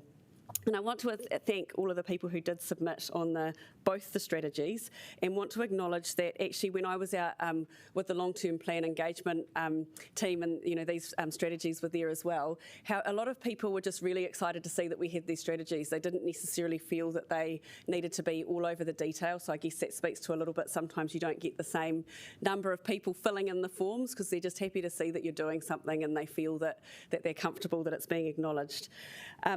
And I also want to acknowledge that the Children's Commissioner made a really positive comment about the process and about the fact that there was the voice of young people could be seen and heard in the process. And I'd like to acknowledge some of the groups that were involved, so particularly Te Ahi o Ngā Rangatahi, so Eddie and the team of young people up at BGI who worked really hard with Kate and Council to make sure that that the voice of young people was very much there, and it was actually quite good because they had already done some mahi in surveying secondary school students and a significant number, over 1,000 secondary school students, around what their needs were and how they, what things they tapped into to help live in this city. And one of the clear things that came through from that, which Te Ahi o Ngā Rangatahi have been really forthright on, is the youth hub and the need for a space for young people, with losing our library and then the reading cinema, which was a place which young people knew they could go and shelter in if it was a cold, wet night. With losing those, it was having a really big impact. So it's really great to see how that voice has come through and been listened to at this table, and it made it into the plan, and it's something that I have heard people continue to support. And I'm really looking forward to seeing where that goes, and want to acknowledge the community services team for the work they're doing and bringing the sector together to try and problem solve how you could do that, because there's a million different ways you could put it together, and we need to work together to try and figure that one out.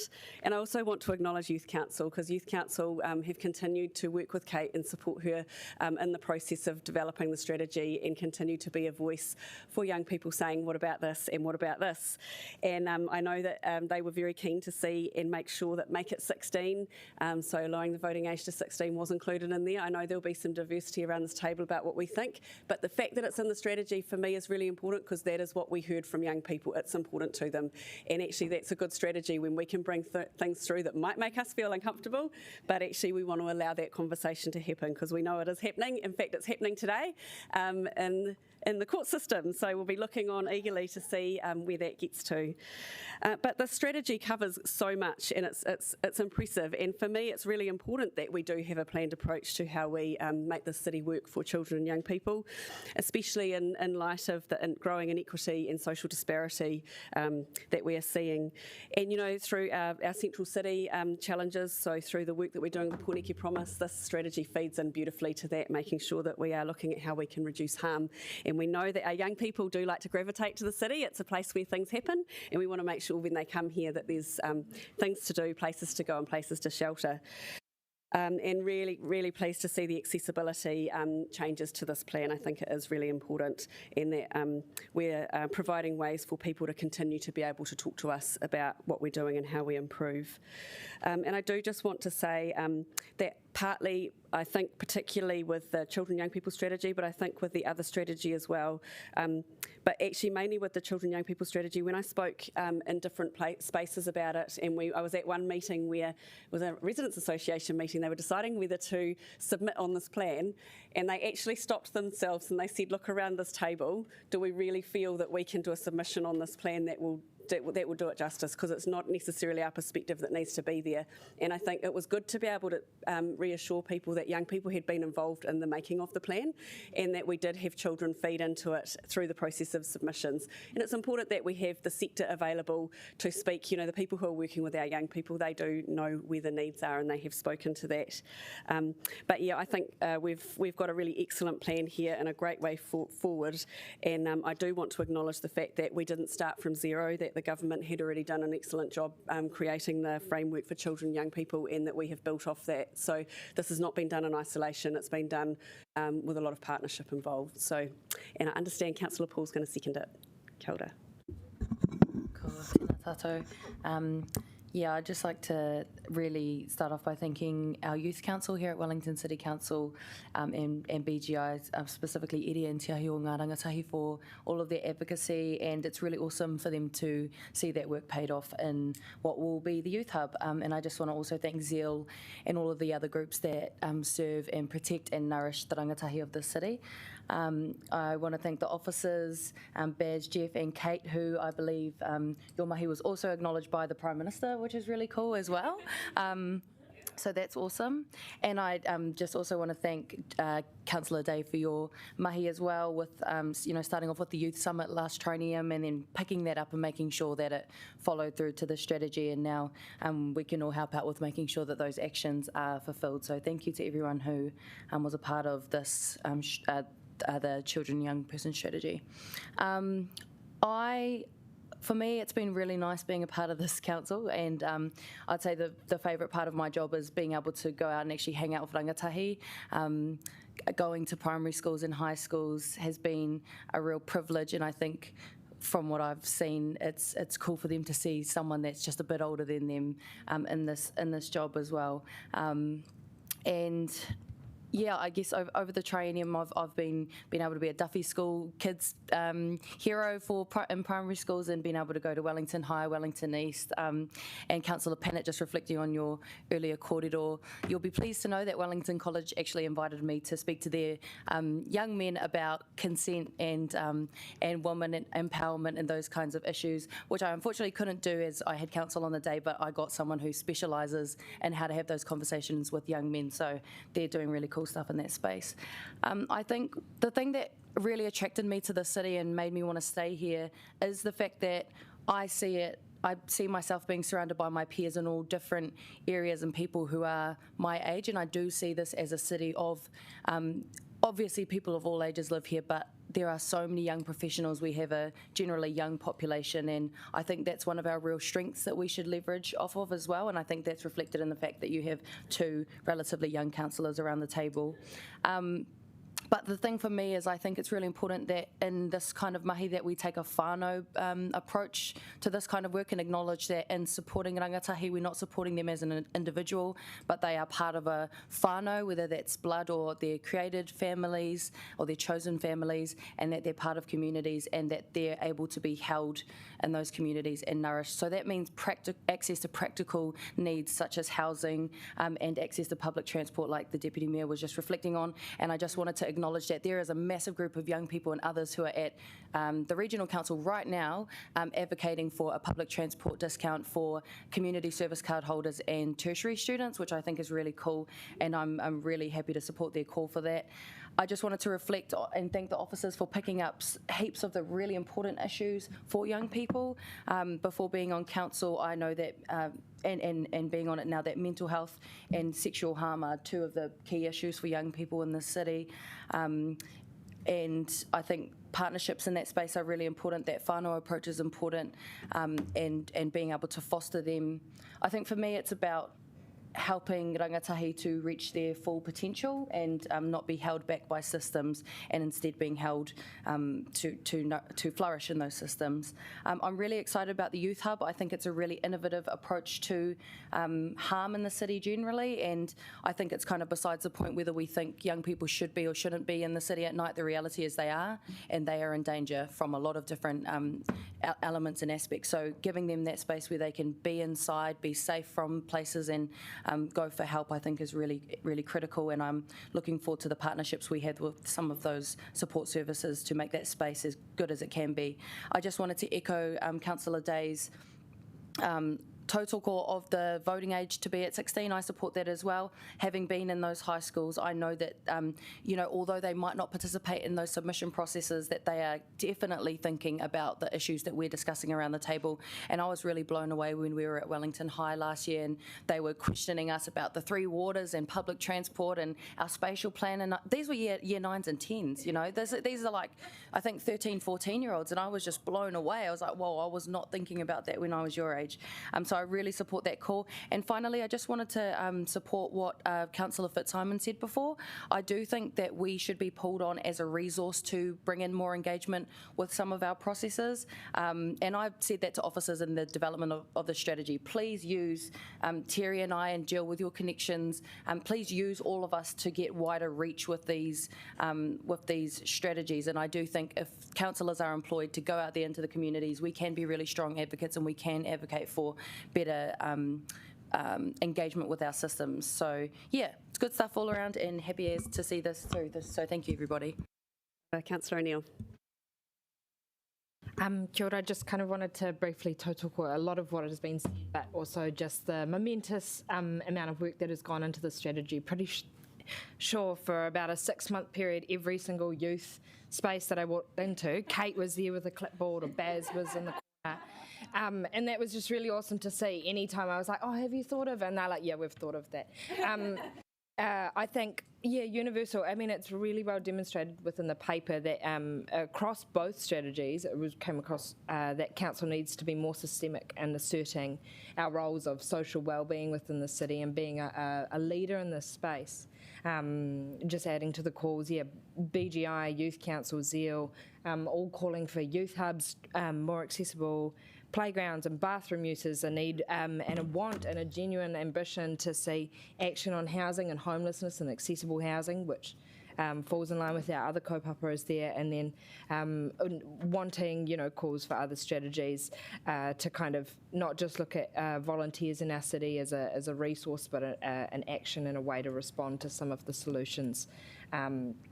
I strive and I hope, and I've been kind of really empowered by being on this council, that we can be a capital of equality, and that's going forward. I'm just reviewing through some of the speaking notes, and although we didn't get a lot of submissions, we had full days of hearings, and I know that that's probably a way more accessible forum for youth to engage with us in our city. Lastly, to just kind of touch on, because we've had other papers here this morning, in regards to 200k for redesigning a turf and other things like that, which are really awesome. But just to note, the city mission submission that Ray Tuffin gave to the Social Wellbeing Framework demonstrates that a lot of the time, over half the money that we give out in grants is returned to Wellington City Council and fees for our recreation spaces. So to note that if we are going to put our money where our mouth is and follow through in the actions of the strategy and our framework, that we need to be looking at genuinely accessible spaces. Otherwise, we may be going to lose some of those excellent volunteer groups and people really putting in the work to kind of address the issues that we've found in both these strategies.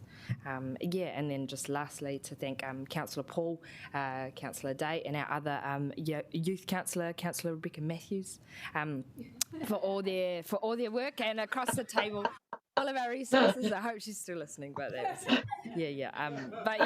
She'll love that. All our colleagues too. Commend the strategy. Kia ora, Councillor Foon.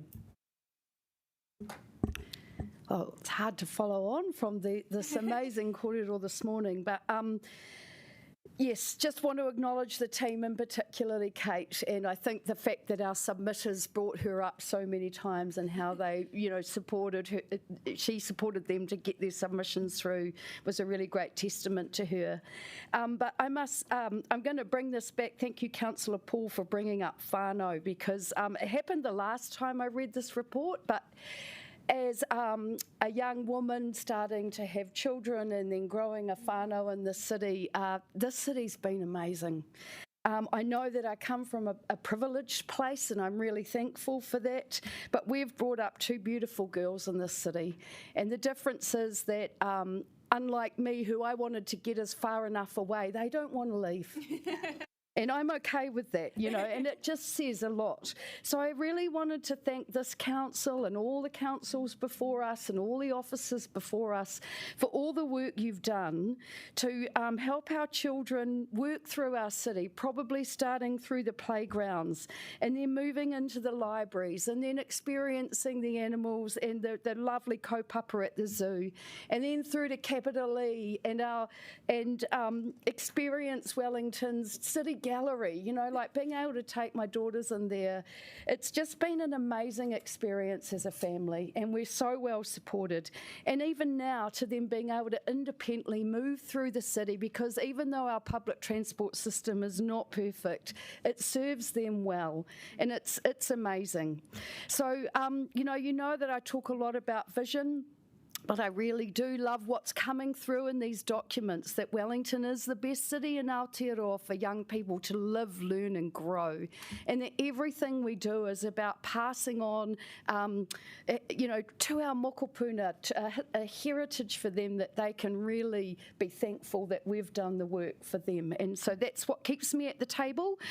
And I just want to bring up, in the weekend, Councillor Day and I and Councillor Free and Mayor Foster had the privilege of being part of the Festival for the Future, where thousands of young people from around Aotearoa were here to have hope and to really explore ideas to change to build the future that they want. And that's the kind of kaupapa we want around here. It's infectious, and that's the kind of Wellington I really want to see. So the work that we're doing here underpins this. I think we've talked a lot about everything, but I think I just want to bring back my favourite SDG is number 17, which is around partnership. And I think that's where I love seeing the ticks. The tick box is really great. Thank you. I'd like to continue that system. But I think that's what Wellington City Council we can do, is be a partner and really enable other organisations to do what they do well. So yes, so probably for me, thank you, Terry. I think the capital of equality, that's really important. That's one of our biggest threats. And so I just want to thank Council for everything we do in that space as well, and particularly also around the safety in the central city. And I'm really looking forward to the work of the Pōneke Promise, and thank you to Councillor Paul for that mahi as well. So we've had 3 speakers in favour. Is there anyone who has a different view? Otherwise, we could put it to the vote. Fantastic. So we'll do that. Now it's been moved and seconded and debated. We will vote. While we're voting, I'd like to just acknowledge Layla too, who came and has taken over the baton and helped us to accept this today. And also Sarah Rushholm, who's here representing, I guess, CCOs and the mahi that you do with our young people. Kia ora.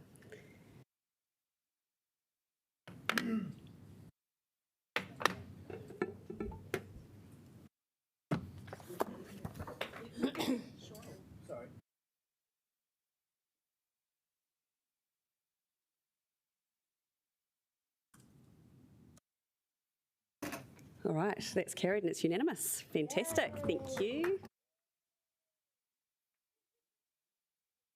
Well, we've still got 2 papers to go, so you know. Still time. Okay, so what we're going to do, we're going to truck on through item 2.5, action tracking. What we're going to do is just, we've got a paper that we're going to table, which has come from the Honourable Dr. Megan Woods, and I'll get James to speak about that and just anything else we need to with regards to this tracking to do with housing. So we're going to table it with this paper and... Kia ora, thank you, Chair. So the actions tracking paper is a new one. It's a process that came from the governance review. I know that we put one on the table yesterday at the Planning Committee, and there was some feedback about the level of detail within it. So we'll do some work on that. But in terms of this meeting, that's kind of the level of detail that's in the paper is the level of detail that we've got. If there are some specific questions, we could try and answer some of those. Otherwise, we will take them and come back to you with those answers. But I think we probably do need to do a little bit more work on the presentation of the action tracking paper and just the level of detail that you're expecting to see in it. And also, if you do have questions around that level of detail, is that something that we can deal with during the question process once the papers are published, etc. So a little bit more work to do on that, as I think Stephen mentioned yesterday in the Planning Committee. There is one of the actions that we have referred to in the action tracking paper was to do with the letter to ministers that was requested at this committee back in June, on the 2nd of June. So that action was done, and we have received a letter back from the ministers. So I can just give you a little bit of a brief on that. So in June we requested that Mayor and CEO write to Ministers of Housing and Finance seeking to enter discussions with the Crown to resolve city housing financial sustainability issues. We received the reply from Minister Woods on Friday last week, and a meeting is being scheduled for us to meet with her.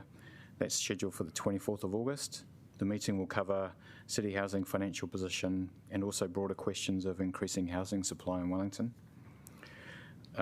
So we'll send and make sure everybody gets a copy of that letter following this meeting.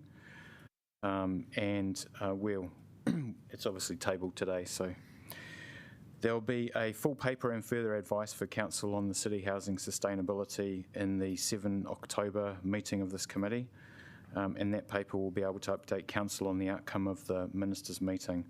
It'll also cover update on work with housing and urban development officials on the IRRS and deed of grant renegotiation, and there'll be an update on work on community housing provider, including advice on options for how we could potentially design a CHIP to meet our objectives.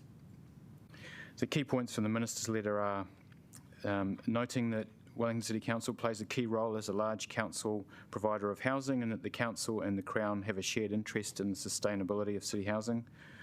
Concern that the Council is in this financial position and seeking to renegotiate the deed, given the deed's commitment to remaining in social housing until 2037 and the Crown's previous commitment of $220 million. Agreed that housing and urban development officials will work with Wellington City Council to understand the financial challenges that we're facing and the options that are available to address. The letter doesn't give a position on access to IRRS.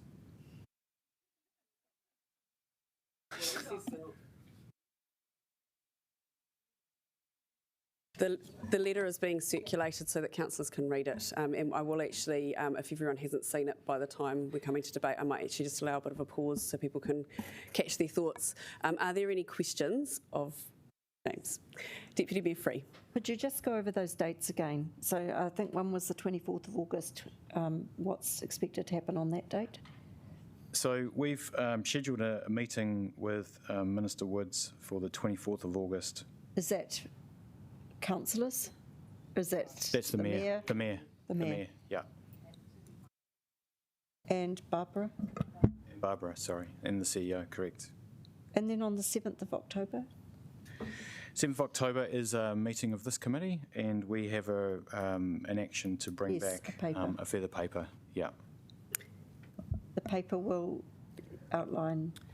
So the paper will provide an update on the meeting with the ministers, and it will also provide an update on work that we've been doing with HUD officials on the IRS and deed of grant renegotiation, because that's one of the actions that we were asked to do, and also an update on work on the CHIP options. I've got a few more questions. We've got Councillor Fitzsimons and then Councillor Pennant. Did the council send the letter to Grant Robertson that was separately asked for in the resolution? It says instruct the Mayor and CEO to write to the Minister of Housing and Minister of Finance. Did we write to the Minister of Finance, or did we just forward the one we sent to Megan Woods? He didn't get his own letter. CC'd in at the same time. Okay. So CC'd in at the same time or forwarded later. Yep. So it was addressed, but it was addressed to him. Yeah. Okay. Cool. Why I'm asking is that it will go through the ministerials process. Yeah. Councillor Pennant. First of all, can I congratulate you on talking about this in public? I'm loving this new transparency. It's awesome. Yeah.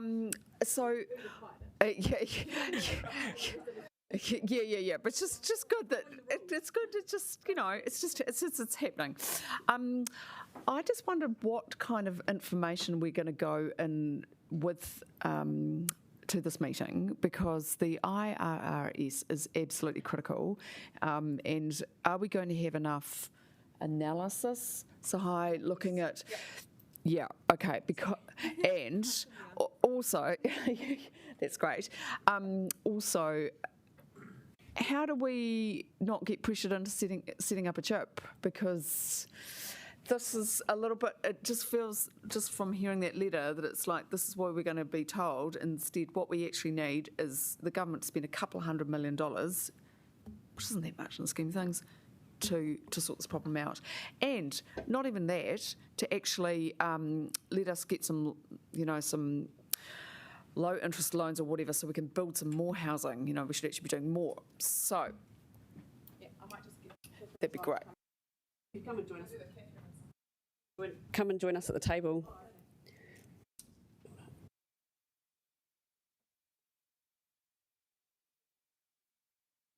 I'll try to answer as best as I can to the question. So the second question I just missed around the chip. I'm just concerned that we are going to get pressure to set up a chip given what happened in Christchurch. We haven't still obviously got a position on this, but I think the IRRS needs to be resolved first. Sure. So, in following the resolution from that the last meeting around this issue, we committed to work in parallel alongside the conversations or setting up those formalities with the government to have the conversation about IRS and finding a win-win situation for the issue. So we undertook in doing that process. So alongside, as I said, alongside setting up the meeting, setting up the supporting the letters, and then finding the formalities between government, we've been doing some work to set up a process around the community housing provider set up. That be right? Yeah. What we're going to do, just to try and, because obviously this is kind of starting to focus us into a debate about IRS, which is not what we're meant to be doing right now. Any questions just around process around the actions is totally fine. Like if you want to ask a question about how we're going to respond to that or whatever, that's fine. But I don't want to get into a conversation about IRS right now because we all have strong opinions on that, I'm sure. Councillor Calvert. Word. Can I? It was about the. It's about the somebody asked a question about the information that we would be collating ready for that. Yes. I'd just like to say that I've been waiting for information through a Lagoima that I submitted on the 7th of May about this, and I'm still waiting own council. So I'm just cautious about if you can collate the right information, that's great, but I am still waiting for information. It's so weird because my communication that were covered by that Lagoima have come to me and I've approved, not approved, but I've said, yeah, that's fine. So it should have got to you. That's weird. All right, we're going to keep moving on. The points there, we'll get someone to follow that up. Are there any other partai around this paper or the process that we've just had? Councillor Rush. James, I thought that was a very positive letter. I'm just trying to refresh my memory. The inference that is raised in there is that the route to IRRS is by way of transfer to Kaingaora. I'm just trying to remember what is the chips and how do they fit in? Okay, that is, I think we can cover that off at some other stage. This is about this paper. We're not getting into talking about IRS. Is there a paper? So, Councillor Rush, we're talking about... paper. We're talking about the action tracking paper. What they've done is they've tabled a paper which is to respond to an action point, and we're not going to debate the actual paper. We're just talking about the process at the moment. So everybody's on board. I know. I think it's got us all excited, but it's we just need to hold that together. Yeah. So I can see there's no more partai on that, so we will we'll let that one move on now. Are there any other questions around the action tracking paper? No. Okay. So I will now move that paper. Do I have a seconder for the action tracking? Councillor Rush. Awesome. Is there any debate around the action tracking paper? Again, I'll remind you we're not going to start debating IRS. Councillor Matthews. I just wanted to briefly comment because there's quite a lot of action points in the tracker around accessible housing, and I just wanted to update that officers came to AAG last week, and we actually had a really great conversation, various decisions that we've made around accessible housing, and I'm really pleased. AAG were extremely pleased. I think they described the sort of our resolutions as badass. So that doesn't happen very often, but they are very excited to see progress happen here, and I am as well. So I just want to thank everybody for their work on this and see how things are starting to come together in this space. Kia ora. That's great to see how that tracking is happening. Yes. Of community housing Aotearoa? I'm not sure if we're part of community housing Aotearoa. Certainly have a relationship. We have a relationship with them.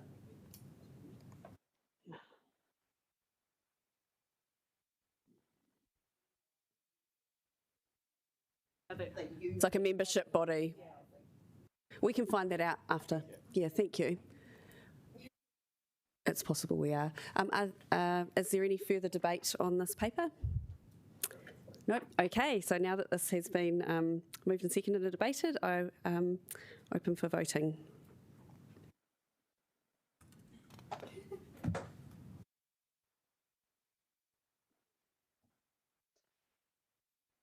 That is the recommendation.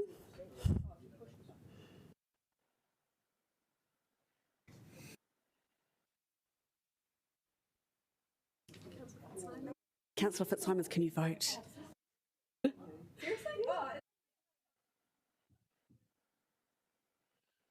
So that's carried unanimously. Tracking well. Now we have the forward program, item 2.6. Does anyone have any questions around the forward program before we move into debate?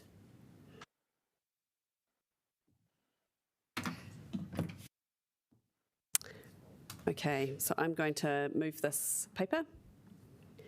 And is there anyone who'd like to second it? Councillor Rush, you'd like to second it again?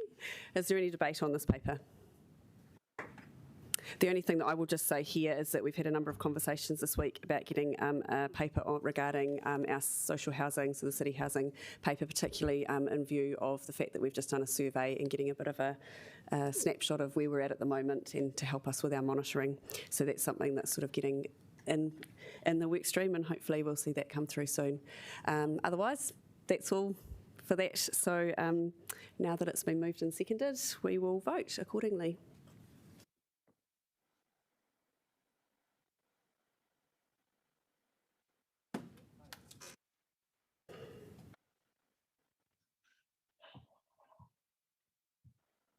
Now I have to...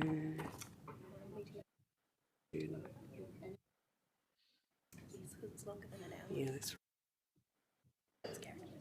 So that was carried unanimously. Going well, aren't we? So now what I'm going to do is I'm going to adjourn the meeting, but because the adjournment is for more than an hour, we need to vote on adjourning. And we're... You want to second it? Okay, you can second that.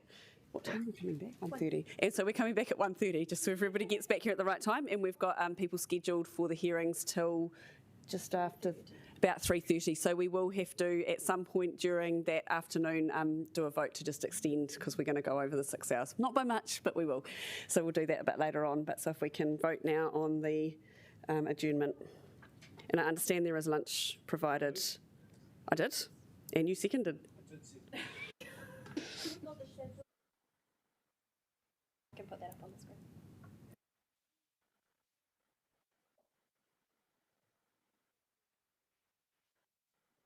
It's been a busy week.